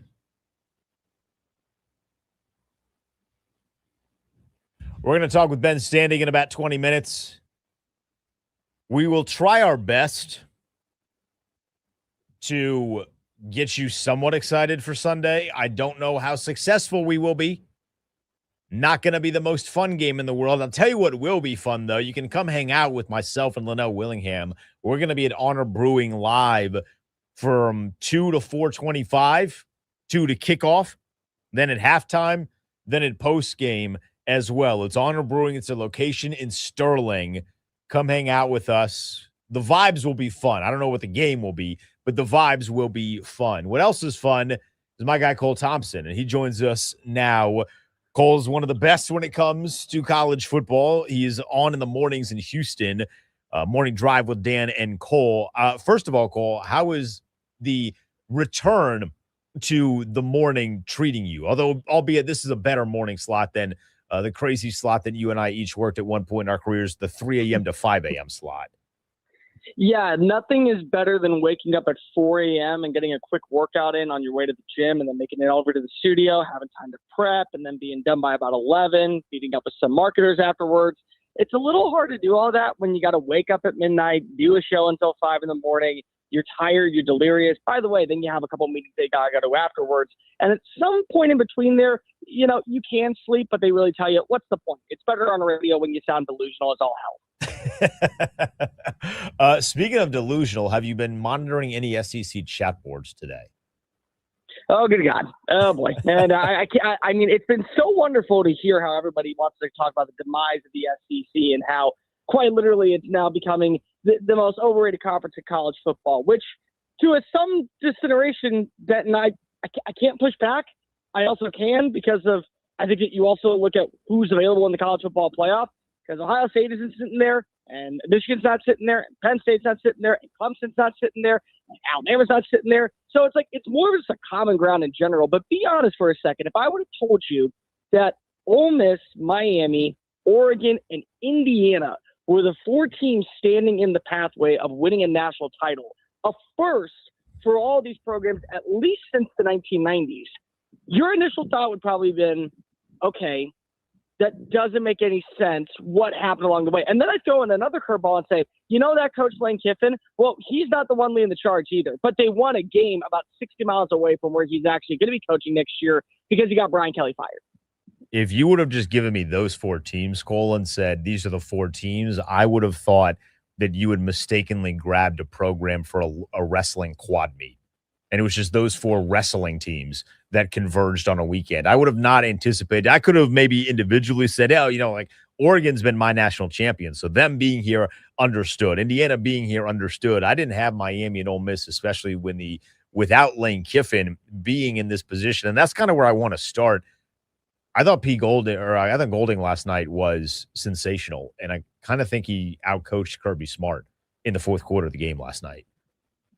There were definitely moments throughout that game. I thought that he made some of the best second half adjustments when it came to that defense. You know, there were moments that you were watching as Gunnar Stockton was basically getting in a car wreck every single other play, but he was still able to do damage. Short completions, trusting his legs. They gained a little bit of momentum. They went up big. They went up by 11 points going into halftime. And I thought that Pete Golding did a really good job of making sure we're not going to let this team beat us with the ground and pound attack. If they're going to want to win, they're going to have to test our cornerbacks. And they started sending great blitzes. William Eccles had himself a day. Sarataine Perkins on 4th down with that strip sack really was probably the play of the night to where momentum shifted all the way back in favor of Ole Miss. But if you want to talk about a guy who deserves all the flowers in the world and probably has earned himself millions of dollars in one way, shape, or form, it's straight out Chambliss. I mean, the game was won because of what you have with number 6, who I might also throw in there. He signed with Ole Miss back in April as a Wildcat quarterback because of his mobility at Division II Ferris State. And that dude is now 4 quarters away from playing in the national championship. He is far and away, and I remember saying this after the first matchup against Georgia back in October, he is going to be the X factor in every single game. You tell me his stat line, I will tell you if Ole Miss wins or not. And Kid balled out. Every single throw was better than the last one. His attention to detail with footwork and mechanics on being able to maneuver outside, understanding pocket awareness, allowed him to build those explosive plays. And then you throw in Kewan Lacey. He only rushed for 99 yards, but then he had 4 catches for 22 yards. And 2 of the biggest catches on the night on 2nd and 3rd down when Georgia's blitz went all out and pushed Chambliss near the back of the end zone. He was in the right place at the right time to continue to make plays. And then the big catch downfield of Dejon Stribling to set up a Canero 47-yard field goal, who, by the way, Canero going into this game had made a kick over 55 yards. He made 2 at 56 and 57. It was an all world-class performance of mentality in the moment that needed to stand tall. And Georgia had a good game plan. I don't want to take anything away from Georgia. There were a couple of missed calls on both sides. The egregious face mask call on Kewan Lacey that nearly cost Ole Miss the game, I thought was really evident. But they didn't have a perfect plan. And Ole Miss did. And Ole Miss did the little things in the second half over a span of 30 minutes that now has them in the running for a college football playoff national championship. And how funny was it? At 9:02 last night, right before halftime, Lane Kiffin tweets out how it's so good to be at LSU. And in that moment, Ole Miss goes on a 21-3 run. Now they are 4 quarters away from playing a national title. Yep, Lane Kiffin gets Kim Mulkey's hand. Ole Miss gets Miami to play for a national championship. What was your other big takeaway from just this round number 2 with only seeing now one team that has had a bye able to win a game in round number 2? So 2 things. Number 1, I think that it's abundantly clear that there is going to be more parity in the world of college football than ever before. And that's not to say that we aren't going to see Indiana come right back into the conversation of being a front runner, or that we won't see Georgia back here next season. But in the world of NIL and with the transfer portal having 0 regulations, I mean, you could just hop in every single season and go to the highest bidder. You're going to watch teams that are able to spend money, put themselves in a position to where you will get the Oklahoma State, you will get the South Carolina, you will get the Rutgers every once in a while. And if they can sustain that success, well, then teams like Alabama and Georgia and Michigan and USC, they'll have solid years, and there'll be years where, yeah, they definitely are 10-2, they're 11-1, they go into the playoff, but they end up kind of being underwhelming. And then the next few years, they're right back at 9-3. And maybe that's a good thing for the sport, because people get tired of seeing the Georgia versus the Ohio State matchup or the Michigan versus the Texas matchup. And they still will happen, but you're also going to get more games of Oregon versus a BYU, a Ole Miss versus a Michigan State. Like, those will become new norms, and that's good because it creates opportunity to where it's not just these 8 or 9 teams that every single year we're gunning to go see win a national championship. The second thing is, I mean, number 1, they're going to expand the playoff. Now's the perfect time, because if you're watching his team still 1-7 after missing the first round, and that is just horrendous. If you go a step further, they're being outscored 51-3 in those span of games in the first quarter. So it is a quite literal sloppy performance from every team that gets those 28 days off.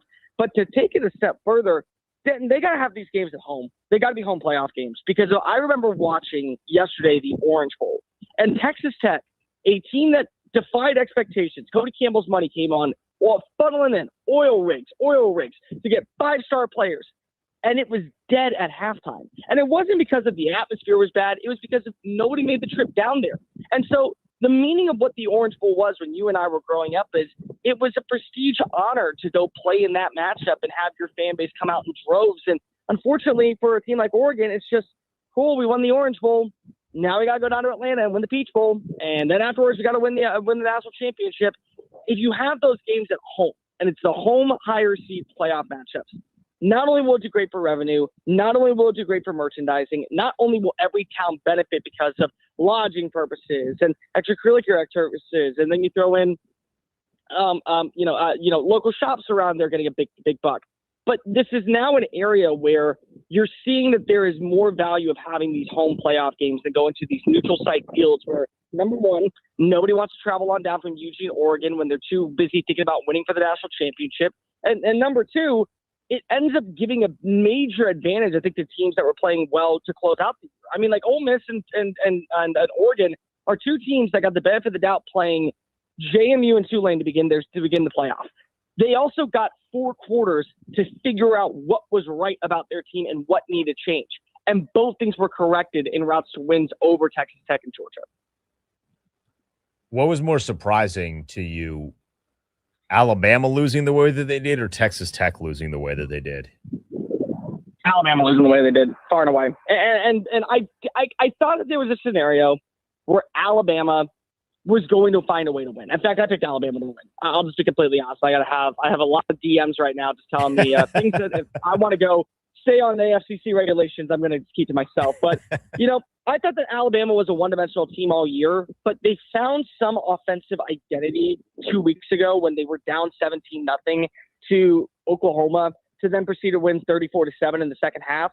But they really were struggling in all areas of the game. And what was so funny, Denton, is, as an Alabama grad, I remember the Saban days. I remember the Saban attitude. I remember what to expect when you take the field. And there was a team in crimson on the field that looked like Alabama. It just was Indiana. They were better in the trenches. They were better when it came to physicality. They could run the football with two different backs. They were better at taking pursuit angles and tackling. They were able to force more turnovers. They did a good job at sending blitzes. They were in the right place at the right time to set up special team scenarios. They didn't miss when they had their opportunity to make a big time play, and their quarterback understood pocket awareness better than the other quarterback in Ty Simpson. And so I think it was a very humbling moment for Alabama because you started off the year looking as dreadful as you could against Florida State. And then you ended the year looking as dreadful as you could against an Indiana squad. And people aren't going to look back and say, well, you beat Georgia and you had the most wins against top 25 teams and you rattled off a victory in the playoff against Oklahoma that had a championship caliber defense. They're going to remember Kalen DeBoer in year two for not getting the job done on the road against Florida State, not getting the job done on the road against Indiana. And both of those are now going to put him on a position where I don't think he should be on the hot seat, but I can tell you what, Denton, the expectation is not 9-3 or 10-2 down in Tuscaloosa. 8-4 gets you fired. And now moving to a 9-game conference schedule, you are going to see more parity in this league, but you're going to see more 8-4 losses to where that's inexcusable. And the expectation for the next coach that comes on in there may make or break the future of what this league looks like. Yeah, it does feel like that next year is going to be make or break for DeBoer. And it's crazy to say that, but the bottom line is that there's an expectation and a criteria. And it's not he's replacing Nick Saban thing. I get that. It's Nick Saban's teams, even in losses, made it competitive because of the way that they went through practice, the way they went through reps, and the way that they were able to deliver on Saturdays. Then they were soft. I mean, there's no other way to put it. Secondary was pitiful yesterday in man coverage. They played a lot of off-ball stuff. The offensive line was dreadful. I mean, it's already a weird sentence to say, hey, Kirk Cignetti and the Indiana Hoosiers are 8 quarters away from winning a national championship. It's an even weirder sentence to say Indiana out-bullied, out-mastered, out-physicaled, and outworked Alabama in football for 4 quarters. And that was the better team. I don't think anybody in the history of the world of college football ever thought those exact words would be uttered in some type of sentence, even when Cignetti got hired from JMU.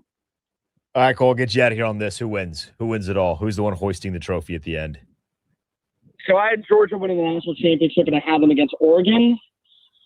I'll tell you what, man, it's really hard to say that the winner of the Miami-Ole Miss game is not going to win the whole dang thing. But at the same time, I'll just keep a spade a spade. I think that's going to be Indiana. Indiana looks like the most complete team in college football. They do everything at a great level. And that's sometimes better than being elite at one trait. I'd much rather have 6 or 7 things that I'm almost elite at than one trait that I'm super good at, and there's an Achilles heel on the other side. I just think Kirk Cignetti's got the team rolling at the right time. I'm going to take the Hoosiers to win it all. God, that would be so sensational if he does that in a 2-year span at Indiana, of all places. Cole, you're the best. Hope you find some time to get some sleep today. Appreciate it as always, my friend. Never have, never will. Talk to you later, Denton. That is Cole Thompson. He's on in Houston in the mornings, and he covers college football as a part of SEC Unfiltered. You can find him on Twitter at Mr. Cole Thompson. I love talking college football with him. I think he does a really good job. He's definitely an SEC guy, but I feel like he does look at it from a little bit more of a broad perspective. Max, are you back in Indiana to win this whole thing? They feel the most dominant at this point. Like they're Can for we sure call the team them to a beat. team of destiny?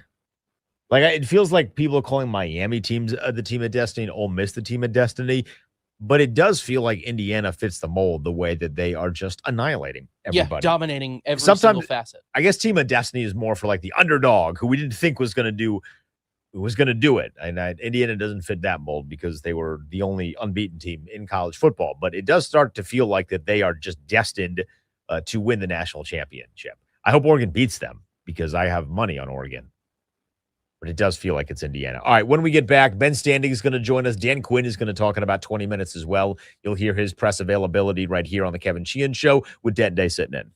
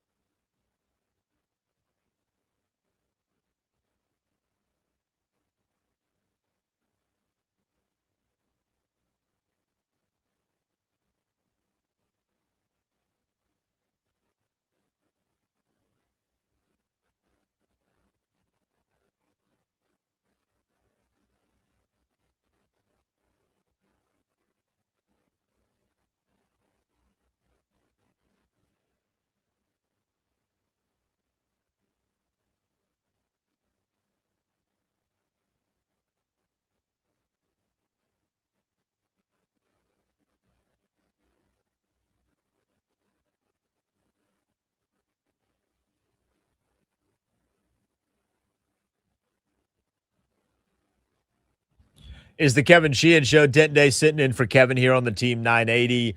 You hear that music, it's time to connect with our guy, Ben Standig. He joins us live from Ashburn. Dan Quinn's going to talk here in like 10 minutes. You'll hear that as well. Ben, you've covered a lot of games for the Commanders over the years. I can't imagine this one ranks very high in terms of excitement for you this weekend. No, it's so little. In fact, I want to go back to you mentioned the theme music. I don't know if Max or ever told you, but like with Max producing, so this is like you've been doing it for a long time. He says one day, "Why are we playing this Elton John song?" And Max is like, "Well, because Denton, came up with this for Ben, the last name." He's like, "Oh, I never knew that." I was like, "Dude, it's been the same song for years." It's been. I literally did it for 2 years, and and Sheehan never asked me about it. A guy that would routinely comment on the music coming back, and he just never made the connection. Exactly. Yes, the game itself could not. Look, obviously we'll all find certain levels of interest. Is this a game where Ben Sinnott gets more involved, and how does Johnny Newton build off of what he did a week ago, or things along those lines? But yes, in terms of even from the result standpoint, sure, there's a world where Washington could move up in the draft order if they were to lose and a combination of other teams in front of them were to win. But even there, they can't be any worse than where they are now at 7. So, even if they win, it's not like, all right, it's not like they're going to move all the way back to 12 or something. So, yeah, there's not a ton here. But, as people have often pointed out, in 2 months when we're all going, man, can I miss football right now? We'll be like, oh, you know what, I would take it. And look, last week, not many expectations. Dallas was playing most of its guys. It was an entertaining game, so we can root for that, hopefully. Who's going to be playing quarterback for the Commanders? Not Mariota, right? No, I'm going to assume it's Josh Johnson. I mean, there's been no indication that it would be Sam Hartman, and I don't imagine. Is Sam Hartman that bad? Do they really not like him that much? It's all relative, right? I mean, like, not everybody who plays, who's like on a roster as a quarterback is ready to go right then. Some guys require multiple years of, practicing, getting prepped by the staff, whatever it is. So no, obviously, based on what we know, they aren't viewing Sam Hartman as like, let's just say Mariota signed somewhere else next year. There's no indication that Hartman would be in the mix to be the backup, which I do feel is a little bit of a misfire here in terms of having two guys in Johnson and Hartman, neither of whom are going to be likely to be the number 2 or even number 3 necessarily again, but certainly not number 2.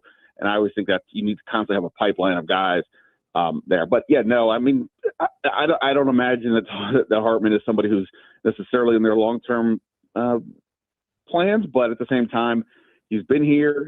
He does know the system. Obviously, we know he's got a bit of a bromance with Jaden Daniels, and if they think he's good for the room, there's some argument to that, especially if your third quarterback is somebody that you're like, okay, we feel pretty good about this person, both from like an upside perspective or at least from a immediate perspective. On the defensive side, Bobby Wagner is 5 tackles away from 2,000 tackles. Do you think once he gets that mark that he comes off the field and it is the Jordan McGee show at middle linebacker? Again, there's been like no indication that that's going to happen. I mean, he's missed 7 snaps all year. I know that Bobby Wagner takes a lot of pride in what he does, and keeps himself in great shape. And I've asked Dan Quinn a bunch of times. It was asked of him again this week. Like, you can tell me all about Jordan McGee, how he practices and he's getting reps and things like that, but how do you know about how he handles real-time action with the green dot, calling the signals or relaying the signals if he doesn't do it? I don't know that even like a 1/2 is going to make any difference at this point. You know what I mean? So right. I don't know that it even, I won't say it doesn't make sense, but I don't want to like get overly worked up, because whatever that happens in that sequence, I don't really, how much weight could you really put on it? So my guess would be Wagner plays it out, but certainly McGee plays at least now. He has, once the defensive end injuries happened, they went forward to that 4-3. So he's played a bunch, and we see the speed and all that. So, hopefully that gives him at least a sign of what he could do. So you had mentioned earlier that maybe Johnny Newton could put together a second really strong performance. The last time we saw him on the field, I do think he played one of his better games certainly this season, maybe of his young career. Are they loving what they're seeing from him now in this like extended role now that Eddie Goldman's not there? Well, I mean, look, certainly, how could you not like what we saw last week? I mean, I think the big key last week was Deron Payne didn't play, so that just opened up all those reps and snaps next to Javon Kinlaw, and Newton inherited that. I think going forward, I think the question is, how close is he to being a guy that can play all three downs? Now, clearly, we have seen the pass rush. I'm not saying he's Aaron Donald or whatever, but we've seen the guy who can get after it. Not even John Allen necessarily at this point, but the run side is, I think, the question. He's a lighter for defensive tackles. He's probably about 25, 30 pounds lighter than Deron Payne or Eddie Goldman, according to the roster measurables that we see. And based on the usage over the course of the year, it just doesn't feel like they are completely comfortable with him in that role. So to me, that's the huge question. But at least what we saw in this last game, we have seen flashes, but certainly in this last game, was what the upside is. And that, we've talked collectively all the last, several weeks about, hey, what's up with these two draft classes under Adam Peters? Because other than Jaden Daniels, I don't know what is really there. It's not that Newton is now all of a sudden, okay, he's locked in as a starter, but now you can be like, okay, I get what's going on here. I see the potential. I see the upside. So that's a good thing. And now I think it's just a matter of how comfortable they're going to feel with him in the run game. So Ja'Cory Krosky-Merritt, Bill is, it looks like he's going to be back in action. I loved what I saw from him against Dallas. How important is it that he's going to get to go this week? Yeah, no, I mean, look, we can, I've been doing this series on my Substack, looking at the 2026 roster over every 4 weeks through the prism of what's happening here. And part of it is to show, okay, here's where, they've had more guys who've now, you can fill in the blanks in terms of the lineup next year versus not. And running back, look, even with Austin Eckler, I don't think any of us were thinking, wow, they definitely have a running back individual or even committee necessarily going forward. But considering the amount of other issues on this roster right now, wide receiver, they need more speed. Who's replacing Zach Ertz, the pass rush, cornerbacks, we can keep going. I think the running back room might actually be one of those, you're like, you know what, we can get by with this. I mean, they have been a productive run team all year. Bill and Chris Rodriguez, I don't know if necessarily they're an ideal 1-2 punch because neither one has shown a ton in the passing game, but nonetheless, they have both run effectively. They're different types of guys. So I think to me, this is a bigger deal. And for Bill in particular, he's got, if he can show more improvement as a pass, not just a pass catcher, but pass blocker, I think that goes a long way towards the confidence that the staff would have in him. And like Jeremy McNichols, who's a free agent, could easily return. But I would venture to guess to say in an ideal world, his snaps go down a little bit, but that's also dependent on do they have somebody they feel comfortable with protecting Jaden Daniels, and obviously that's kind of a big deal. That series that you're doing at the end of the year is going to be fascinating to go back and reflect on a 4 week by 4 week basis how much the roster theoretically is changing as you look to 2026, because man, it seems like there's going to be a lot of holes based off of what they currently have. No doubt. I mean, not even just from the standpoint of they have all these free agents. It's like, okay, well, even if you could bring all the free agents back, does that solve your problem? You're still having a lot of questions. I think for me, like, the lack of speed on the roster has been evident. When you have the oldest roster in the league, that kind of comes with the territory. But also, as much as we've all talked about injuries this year, no doubt injuries were a disaster, especially when it's happening to, your starting quarterback and your best offensive weapon and your top pass rusher. But it really, to me, the real story was that it just exposed the lack of depth. I mean, and this comes from, when you have to build up the entire roster because of years of, whatever, bad drafts and all that stuff. And that's the huge question. I mean, even if we say, hey, they go out and get, I'm just making these names up, they go out and get a Trey Hendrickson, or, I know people want Brandon Ayuk or whatever. Okay, but that's cool. But like, what about the backups too, like all over the place? That because injuries happen, I mean, whether it's a ton like this year, even a few like last year, what's your depth and where is it going forward? So that to me is a huge deal. How do they improve their depth on top of the overall starting talent in terms of holes? That's why they have quite a bit.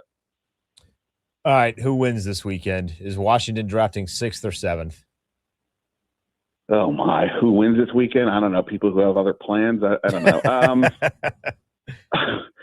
Look, I think this will be in terms of the depth notion. Like unless I've missed it, you can tell me if we have. I don't think we know exactly for Philly who's in or out. But if we assume that no Jalen Hurts, no Saquon Barkley, no AJ Brown, and some guys on defense, Philly is a team that has built up their roster over the years that has good depth. They seem to really like Tanner McKee, their backup quarterback. So, I'm gonna say Philly wins is 20-17.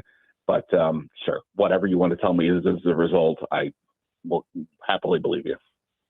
Ben, appreciate it. I know you got to go catch Dan Quinn. We appreciate the time, and hopefully the game is at least somewhat entertaining. Hey, look, last week's surprises. We'll hope for the best. And look, at the end of the game, the off season's officially going, and that I think we've all been kind of waiting for this. It's a fascinating off season, like you said, and it's going to start by Sunday night, basically.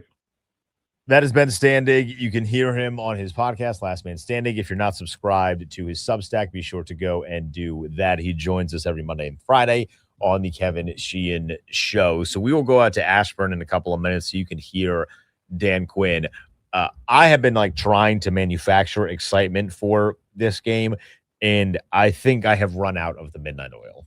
I think I'm done. The cup is empty. I like it when my cup is overflowing. My cup is currently empty. I mean, there's only so much you can say to get people juiced up about a game where Josh Johnson versus Tanner McKee is the headline. Yeah, that is not marquee. No. Not one bit. No. And I know when, they had to schedule it a certain way because the NFL loves to do this bit where they have teams playing at the same time if they're in different games, so you can't scoreboard watch for specific scenarios that are going to take place. But let me tell you, this game being at 4:25 blows. I mean, this makes no sense. This is like a 1 p.m. game.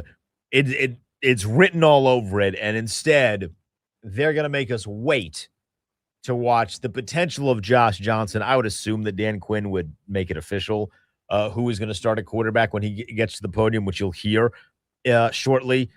But putting this game at 4:25, because here are the games that are taking place in that window that have real legitimate stakes for the postseason. Are you ready? Are you sitting down? None. 0. There are no games that are being played at 1 o'clock that have significant stakes for the postseason. Maybe Philadelphia has a seeding situation. There's really only... But they're locked in. There's really only one game with any stakes tomorrow. Or not tomorrow, because tomorrow's Saturday. There are 2 games with stakes on Saturday. 2 games with stakes on Saturday, 1 game with stakes on Sunday, which is Sunday Night Football, Ravens and Steelers. Okay, 2. Well, yeah, all right, fine. We can bump it up because... What, are the Chargers and Broncos playing for anything at this point, or is that just seeding? That's just seeding. Denver wins the AFC West. Okay, then yeah, no. So, there's literally nothing going on. Why they did not put Washington and Philadelphia in the 1 o'clock slate to go along with Saints-Falcons.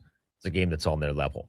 Browns-Bengals. That's a game that's on their level. They needed to fill up the East Coast market with a matchup. Cowboys-Giants. I mean, that really is. They just had to fill out the East Coast matchup because they didn't want to put the Jets on national television when the Jets play the Bills. I mean, really, in the 1 o'clock window, you're going to be paying attention to the Titans and the Giants to see if one of them wins and then how that impacts the draft positioning. The Raiders play the Chiefs.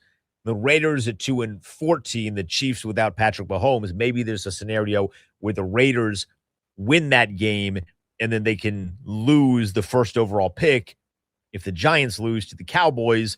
And then you got to factor in all this strength of schedule stuff. So you have to wait for literally every single game to end before you actually know the draft picks, because the strength of schedule thing is it's such a weird bit. I understand it because you want to have a team that played a worse schedule that also sucks to have a better pick, but there's so much math that's involved in that. And I Too much for you, don't boy. like math. At this stage of the season where I'm just kind of ready for the season to be over, throwing math into my face now is not a good look. Thankfully, we have people on Twitter that do it for us, and I love those people very much.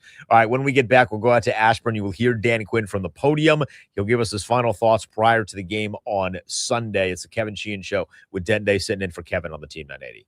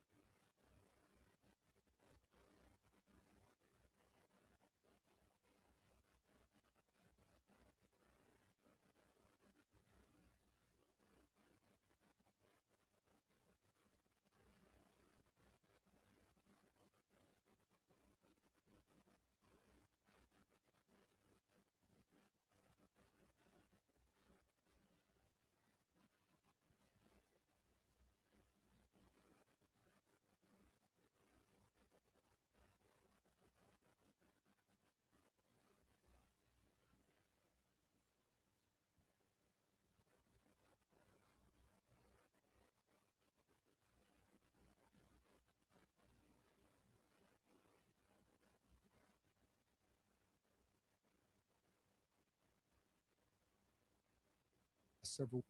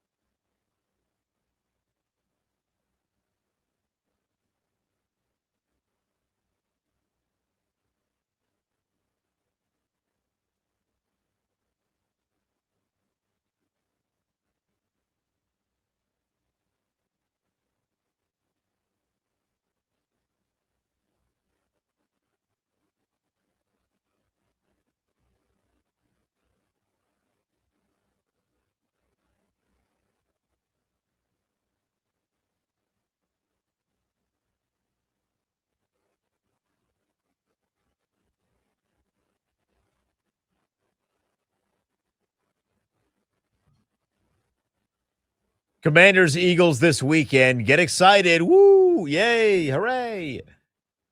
If you want a good vibe, you can come hang out with myself, Linnell Willingham, Honor Brewing in Sterling. We'll be out there at 2 p.m. going for the entirety of the game, pregame 2 to 4:25. We'll be live at halftime. We'll be live post-game as well. They got great food and drink specials. It's an overall nice place to hang out and watch a game, and they'll have other games on too if you are more interested in other games, which might also be necessary. Let's head out to Ashburn. Dan Quinn speaking. He's at the podium for the final time prior to this weekend's matchup. Several weeks with him getting more of a chance. Yeah, he has. I guess I felt some of it in practice, John. You know, the speed, the urgency. What I've been pleased with also his ability out in space, you know, not just the catching, but the blocking. I've always felt his urgency, but yeah, there is some more opportunities for him. You know, with the early space, it just wasn't enough, you know, with Zach and with John. So I clearly see him being one to take advantage of it. You see some other young guys like who have maybe ascended over the last several weeks, and you say like going forward 2026 next season that you see maybe like taking that big leap. I mean, have they shown you enough to feel like they can make that leap? Yeah, I certainly feel that way. I know I keep lumping Trey into that, and he's not, but he's still new to me, and so I feel him that way. I feel Bill Krosky-Merritt into that space. On the defensive side, I think I've spoken about Jordan into that spot, Johnny into that spot. So those are a few that come to mind right off the bat. I know there's still a game left, but have you thought more about what you want to do at defensive coordinator next season? And are you at a place where you know yet? You know, honestly, just trying to stay in the pocket of where I'm at today, and I'm not, you know, in the reflective space. I'm kind of still in the go for it space with the guys. So I recognize the question, but I guess owe to this crew to just, you know, be as locked in present as I can for them. That's really important to me. Hey, Coach, as you prepare for that last game of the season and you look back, was it anything this season that you maybe didn't see that you wanted to see? Yeah, I think, you know, two of the things that the first thing I would say, Donna, that jumps out is just the turnover margin. I don't see enough takeaways. I don't see enough of us forcing fumbles, hunting the ball, creating, you know, field position changes, drives that change. And that's, I would say, the top of the pile for me. Drake got a chance to see him a little bit the other week. What have you seen from him, you know, being out there? Yeah, coming off a knee injury, you want to see how explosive, you know, can a guy return to that spot. And so for me, seeing his movement, seeing, you know, his get off, those are the things that I'm like watching for to say, okay, is there a player to develop here with him to go? So I like the bend, the movement. Part of him is my evaluations from practice too, just to see it. Can he come? Is he fully back? Is he making those turns? And so seeing some of that, that's been a big deal for me, and he'll get some more time with that Sunday. Hey, Coach, throughout the season, you've mentioned the phrase hyper-focus and wanting to see that. Can you share some examples of that? So I just want to make sure I'm understanding what you mean. Sure. I think one would be, you know, it's a 2-minute situation to say, you know, like all the training, it kicks in just for this moment. In those spots, you react quickly and you go. And so I think there's an elevated urgency to your mindset, your belief, and like, yeah, we want that all the time, but there are times where it's like, this is the play, this is the moment, this is the route. And so those are generally the moments that I'm looking for. It could be literally at any position of, hey, on this kick, on this field goal block, you know, like that special emphasis that kind of rises you up even a little bit further. And earlier in the season, I think we talked a bit about the miscommunications on defense. So as the season continued to go on, did you see any improvement there? Kind of likes, don't like it so much that you saw from that? Improvements, yes. To the standard that say I was pleased with, no. But like from an individual spot, I was like just talking about practice this week. And with Will Harris, this is what I'm specifically looking for you from the communication, and to see him go through and nail that on a man-to-man or a certain technique as we're getting ready for this game. I am looking for that. And it's something that you always want to chase, even for the player that's smart, that knows his assignment. Can he, you know, help multiply by talking ahead and being in that spot? And so that's what I try to reinforce a lot too. Dan, indulge me just a little bit on a bigger picture kind of question. I asked the same thing of Cliff yesterday with regards to the offense. Obviously, he's had success with it, college, pros. You guys had last year as well, but he's also almost nobody else in the league is running the no huddle and hurry up as much as you guys are. Right. Having been around it for 2 seasons now and going through this season, what is your kind of thoughts about the system and how confident are you that this is still the way to go forward? Yeah, I'll be glad to hit on all spaces of it. There's things that I like about when you're in no huddle and doing it more than most, because it does add a challenge on the preparation side, like from my perspective from a defense. So for sure, there's elements that, okay, that's good, that's not. I would say you want to make sure you always are emphasizing the things that you can do best. And so do they tie together, the runs, the passes? And I think that's something that we'll continue to look at.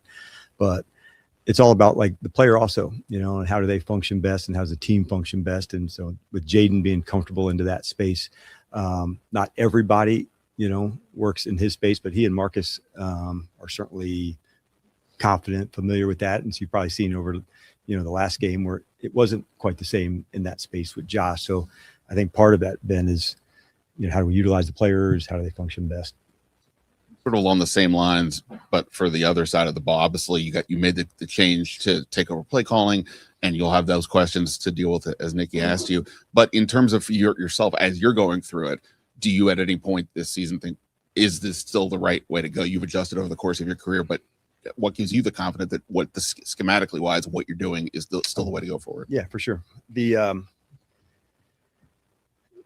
like a scheme wise, I think you really want to look first into, like, even before you get into that, like where are you at in your tackling, where are you at on your ball hawking? And if you have the ability to do that, then I would say the scheme piece is in there. And I haven't been pleased with those two topics even before the scheme, Ben, to be honest. And so continuity does play a factor into that when you're changing in and out. Like, obviously that's a big deal. How do you feature the players with the personnel and those things? So I think one of the fun parts about the NFL is, like, man, you constantly adjust and you tweak it. And so I've done it for a number of years doing that. What was once good when we played so much zone, we needed to tighten things up. Then when you play certain things now, okay, how do you adjust to these formations and that? So it's kind of like a constant evolving space. What we may see, this year or last year on defense may, evolve into some other things. I do think versatility matters with players.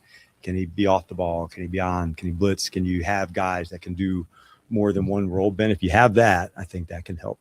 Now, some guys are just, hey, man, like rare position people, like the giant nose tackle that, man, on early downs, there's a role for that player. But I think I'm talking more specifically on the passing game. Can a nickel who could be a safety, do different jobs? I think that leans into different looks. How do you pressure? And the more you can do that, I think the better in any scheme.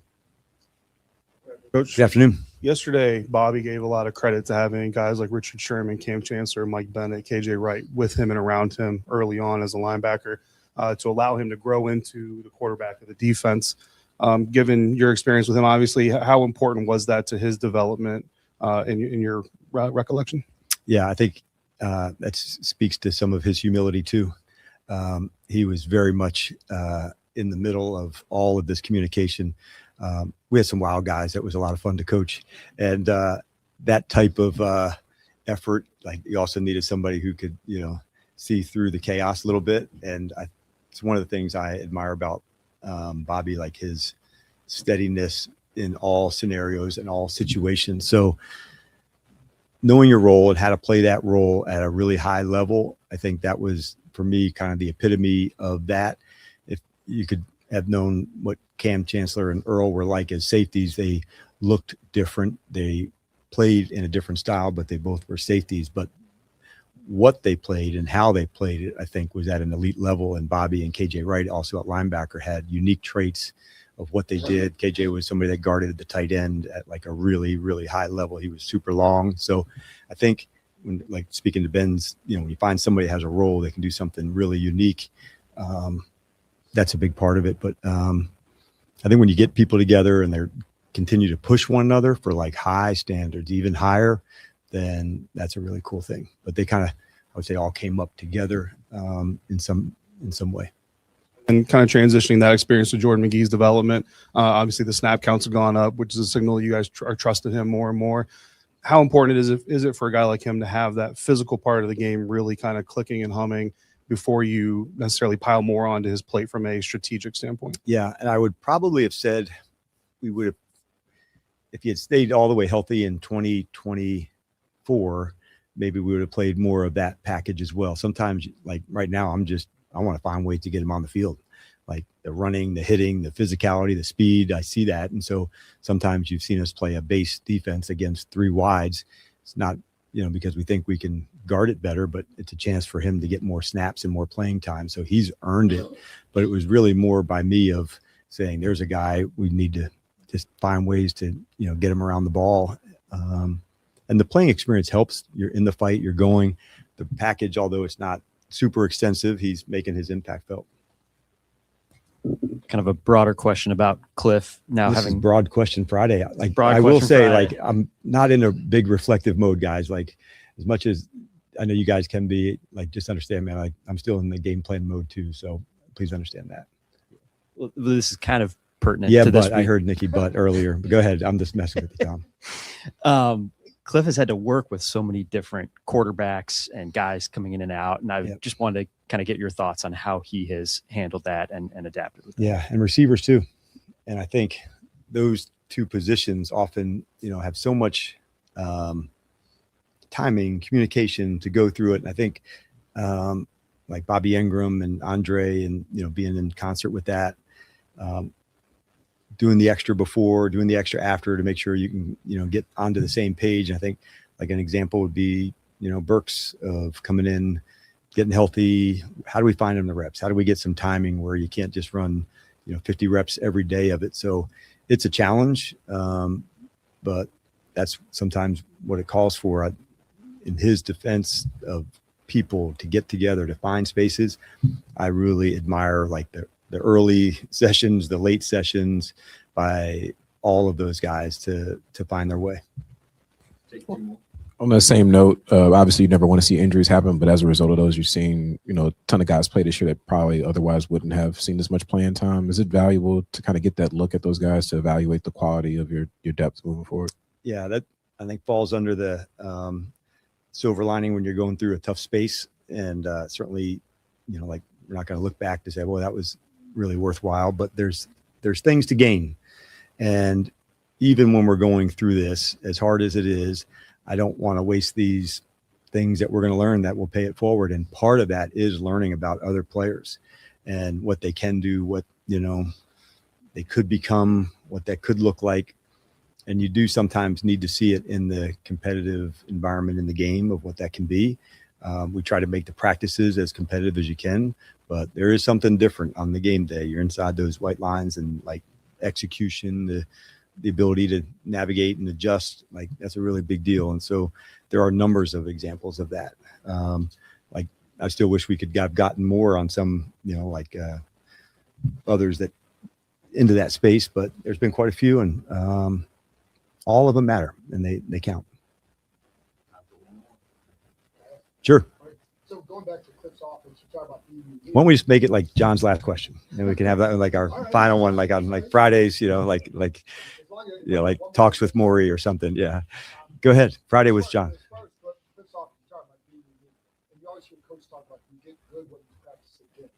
What's the challenge if you're having a unique offense to get your defense prepared? You think throughout camp and with all the motion, sometimes you got space.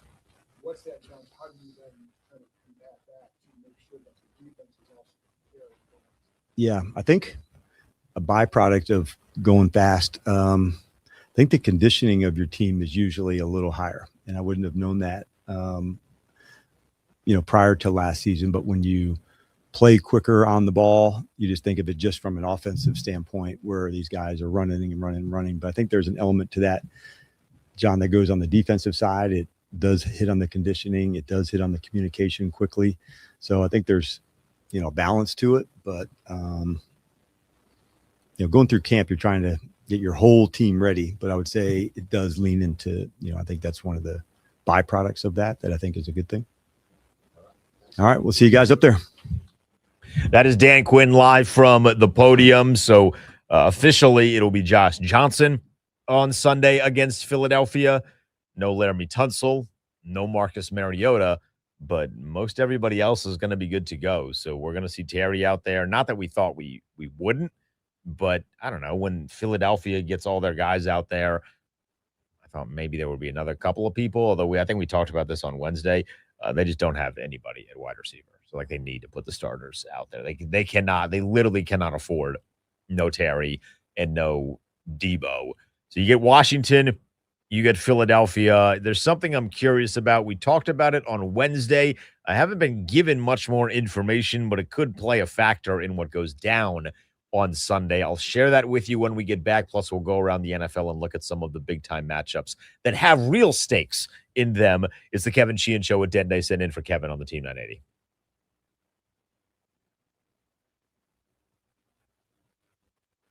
All right. Happy New Year, everybody. We start off with college football playoff as the quarterfinals wrapped up last night. Miami, they move on New Year's Eve after defeating Ohio State in a gritty defensive effort, 24-14. And then on New Year's Day, Oregon shuts out Texas Tech 23-0. Indiana Hoosiers put their stamp on Alabama in a 38-3 victory over the Tide, finally bringing us to an instant classic last night between Ole Miss and Georgia. The Rebs off to a slow start in the first half, but they storm back with a 20-point fourth quarter. Trinidad Chambliss leads the Rebs to a 39-34 win. Plus, the hometown team, the Caps, they fall in a New Year's Day matchup versus the Ottawa Senators. Tom Wilson continues his hot streak since being named to Olympic Team Canada with his 5th goal in the last 7 periods of action. But the Caps give up one late in the third, and the Sens take it 4-3. This update is sponsored by the Team 980 YouTube page. Just open the app, type in the Team 980, hit subscribe. Kevin Sheehan is live every day from 10 to 1. You can catch programs like Take Command in Denton's office throughout all football season. Don't forget to hit the like button whenever you do decide to join us. Turn on notifications to stay up to date on all things DC sports. And that is what's trending.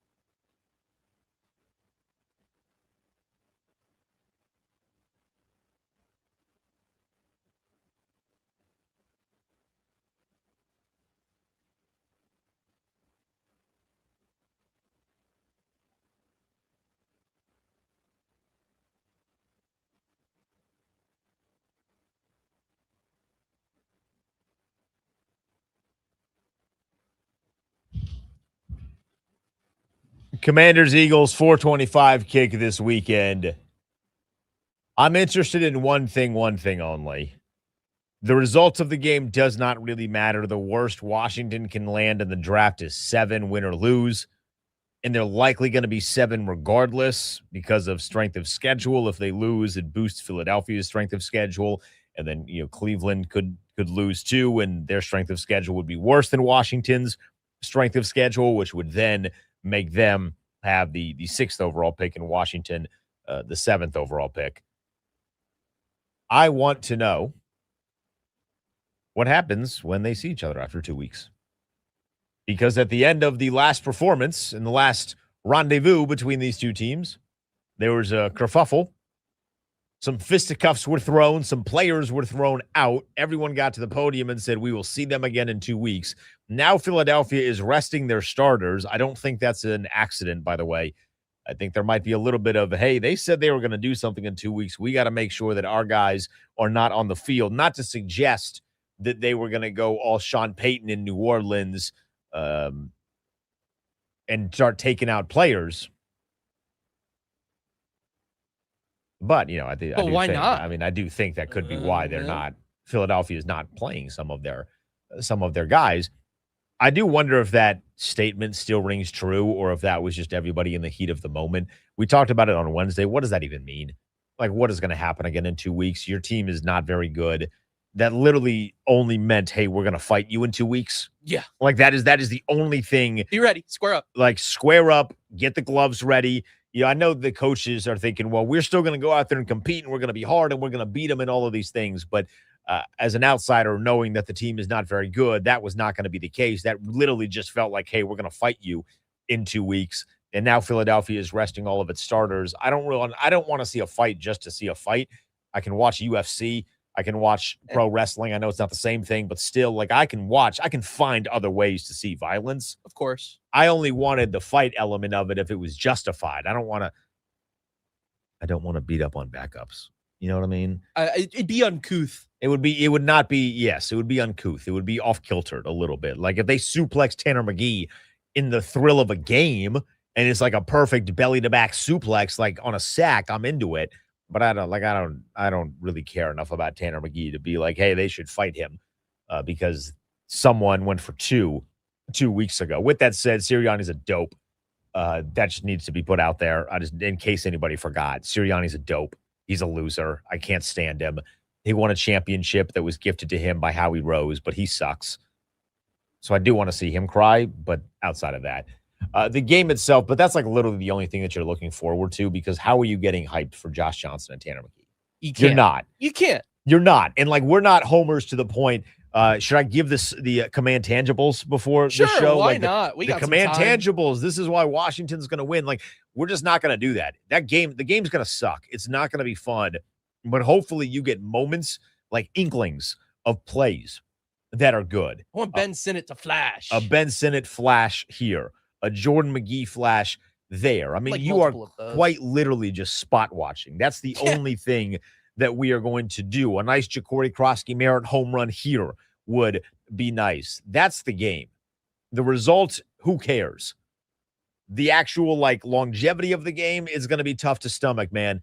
If you're coming to hang out with us at Honor Brewing, they got other TVs. This game is literally, there's not enough guys as a part of the core moving forward that make it exciting. At least in previous years, there were young players that you could get really excited about in a game that doesn't mean anything. We're grasping at straws for guys like Ben Sinnott and Jordan McGee. And I think McGee might have something. I love the way that Sinnott blocks, but I've said I loved the way that Sinnott blocks for 6 weeks now. And in the passing game, there's just nothing. And I'm not saying we give up on the man, but at a certain point, how many times can we say, I hope Sinnott makes a big play in the pass game before we are just the idiots twiddling their thumbs? Now, I've done some idiotic things. I bet Luke McCaffrey to score a touchdown every single week last year, as many of you know. But that was like a fun, idiotic thing. Waiting for Ben Sinnott to flash his tight end one when they can barely throw the football. That's a little silly. Thankfully, there are other football games going on. That's also, by the way, the reason we haven't spent a lot of time on the game this weekend is because what is the point? It's so much easier and so much more beneficial long-term to have the conversation we did about like a David Bailey, a Reuben Bain, and a Caleb Downs, who you would want Washington to pick, rather than, hey, what do you think they're going to do in the third quarter against Philadelphia and Tanner McGee? Is this when Josh Johnson finally has his career game at nearly 40 years old?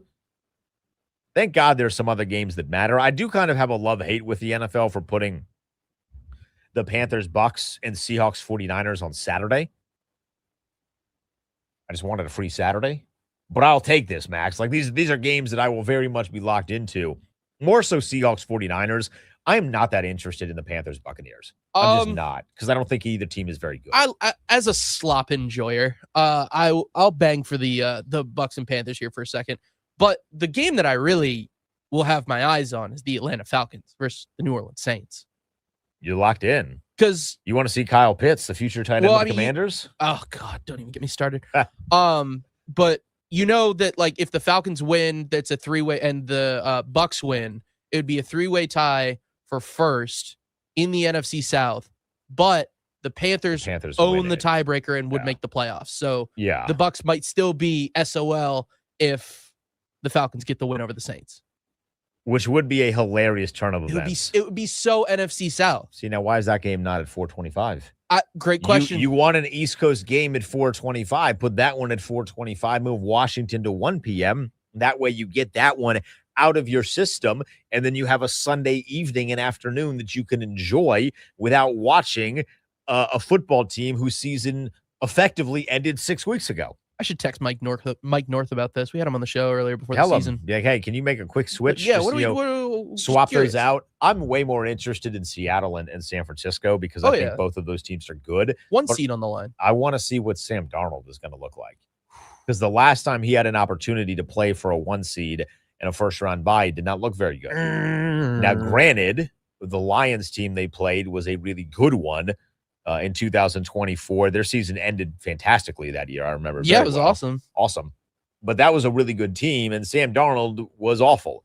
I'd be curious to see what redemption looks like if there is a path for redemption. Brock Purdy looked really good against Chicago. I don't think Chicago is all that good. I think their record is really impressive. I think offensively they're really impressive. Defensively, there's a big drop-off as far as I'm concerned with Seattle and Chicago. And Seattle is at the top of that. Chicago is the drop-off there. Like this Seahawks defense, they are a bastard, man. Like they just come after you in every way, shape, or form. And I don't know how Brock Purdy is going to handle that, because when you look at what he has done over the past few weeks, and his numbers have been very, very impressive. There's no arguing that. Very efficient. But it's not like they're playing a bunch of really strong teams. I mean, their last 6 wins. Yeah. Cardinals, Panthers, Browns, Titans, Colts with Phillip Rivers, Bears. That's not exactly a Hall of Fame gauntlet kind of group that you're going up against there. So that there might be a rude awakening. The last time they played a good team was the Los Angeles Rams, and they lost that one. And then they played the Houston Texans earlier. That one was without Brock Purdy, but they lost that one. So I'm going to be curious to see if what we saw on Sunday night last week and everybody's love for Brock Purdy, is that just a prisoner of the moment kind of a deal, or is there actually a little bit of smoke to that fire? I think it is the former. I think it's prisoner of the moment, and I think Seattle is just a significantly better football team than San Francisco is. I'm stunned that San Francisco is a 1.5-point dog. I know it's at home for San Francisco, but I don't think that the 49ers stadium is like that big of a home field advantage. Especially, I mean, Seahawks, West Coast, not that far to travel. You know what I mean? No, it's I've never taken a plane from Seattle to San Francisco. I would imagine it's max 90 minutes. Maybe 2. Like it's 2 hours. Let me look up here. Seattle to San Francisco. Like it really can't be that long. Just hop over a couple of mountains there. Yeah, 2 hours. You're right. 2 hours. 2 hours, 10 minutes. Very cheap. Oh, wow. Yeah. You can fly Seattle to San Francisco for $117. Alaskan Airlines got $16 flights. Oh, might be traveling this winter. I live on the wrong coast. Yeah, right. And I need Dulles and National to have some of these kind of prices. I was looking at something. I'm in like a national park kick. This is how we're going to end the show Ooh. because we're not like, who cares about the game? No, let's talk parks. I like parks. And my wife and I got that water bottle, the water bottle with all Yeah. the stickers. So we're Mhm. trying to like, fill out the, You hit them all yet? the water bottle. Oh, no. Oh, you got to. That's the first one. Oh, They do stickers. It's a national park. It's the whole thing. oh no. Sorry. I thought you said you hit them all. And I was like, no, we got a lot to go. We hit 4. Nice. But we're doing a trip next year or this year to hit 3 in one go. But I was like, man, like Big Bend in Texas seems sick. Like I'd love to go there. And then I found out how to get to Big Bend, and Lord have mercy, it's a task. It is a task. You got to fly to like San Antonio, and then it's a 4-hour drive. Or we could fly to El Paso. Do you know how far El Paso is from everywhere else in Texas? Yeah. Lord have mercy, bro. Texas is not even a real state. That's the way that state is designed is insane. El Paso is like 9 hours from everything. I don't know how that even And exists. it's just drive through nothing. It's nothing. Like, could y'all not have moved it? I don't know. Anyway, that's my thoughts on Big Bend. I will get there eventually, but that's what I ran into. I like Washington to lose against Philadelphia. Simple as that. It's not that I want them to lose, although I kind of do. I just don't think they're very good. And I think Philadelphia and Tanner McGee, there might be a little bit of something there. And I would just take Tanner McGee over Josh Johnson. But I hope it's close. I hope we get something like we did on Christmas to where Ja'Cory Krosky-Merritt has a couple of big plays. Maybe Terry has a big catch. But I think Washington loses, and then we go fully into the draft mode, and we can have these conversations for weeks to come about Ruben Bain and David Bailey and Caleb Downs and all of the conversations that we had today. Happy New Year to everybody. Happy Thanksgiving to those that observe it on the 2nd of January, the way that Dan Snyder once did. Big thanks to Max doing a great job producing radio and video today. Round of applause for Max doing both sides of the production, double duty. I am done. Kevin is back on Monday. If you want to come hang out with us at Honor Brewing on Sunday, please do so. We'll be there at 2 p.m. in Sterling. It'll be a great time. It'll be much better than the game itself, I promise. I'm out of here. Enjoy the weekend. First off, happy Thanksgiving, everybody.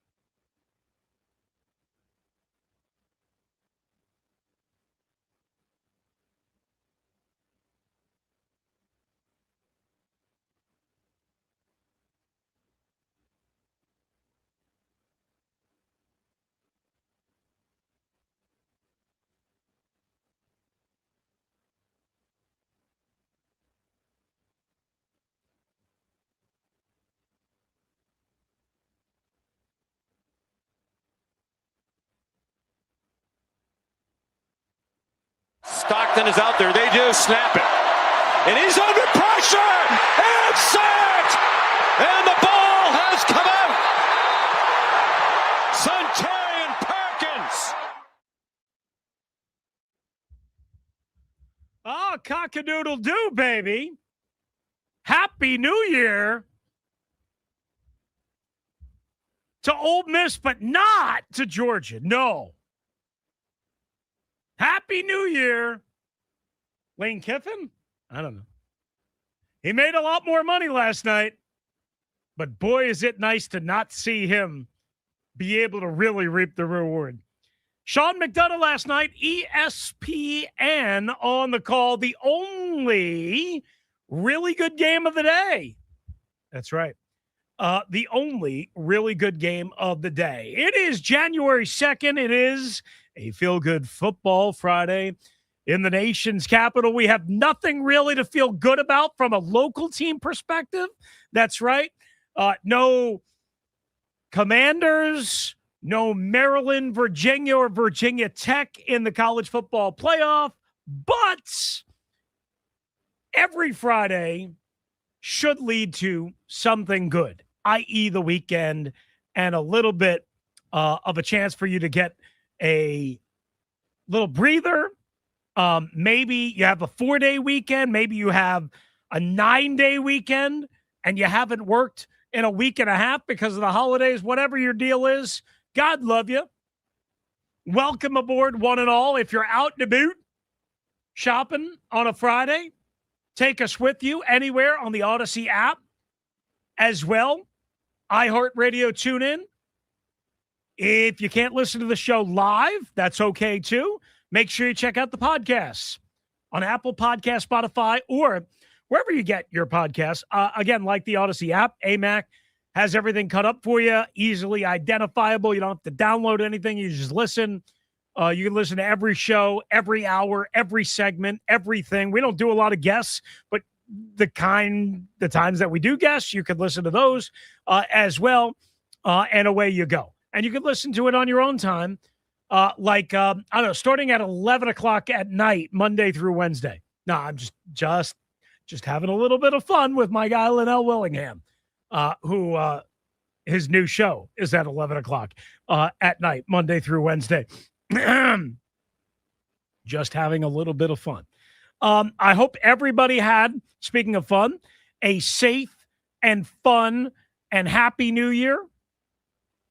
I hope you didn't do anything stupid. I did not do anything stupid. I had a sip of champagne and a lot of Diet Coke. A lot of Diet Coke. That is how I roll these days, boys and girls. I did have a beer Wednesday afternoon in the Vault Suites at Capital One Arena, thanks to my guy, JVS, Jim Van Stone, for always taking care of the Rooster and fam. I got to take my son to the Caps Rangers game. He sat right on the glass, and he got to see his favorite player, Tom Wilson, score goal number 199, 200, get the Gordie Howe hat trick plus. What that means is a goal, an assist, a fight. Well, he had a goal. He had 2 goals. He had an assist. He had a fight.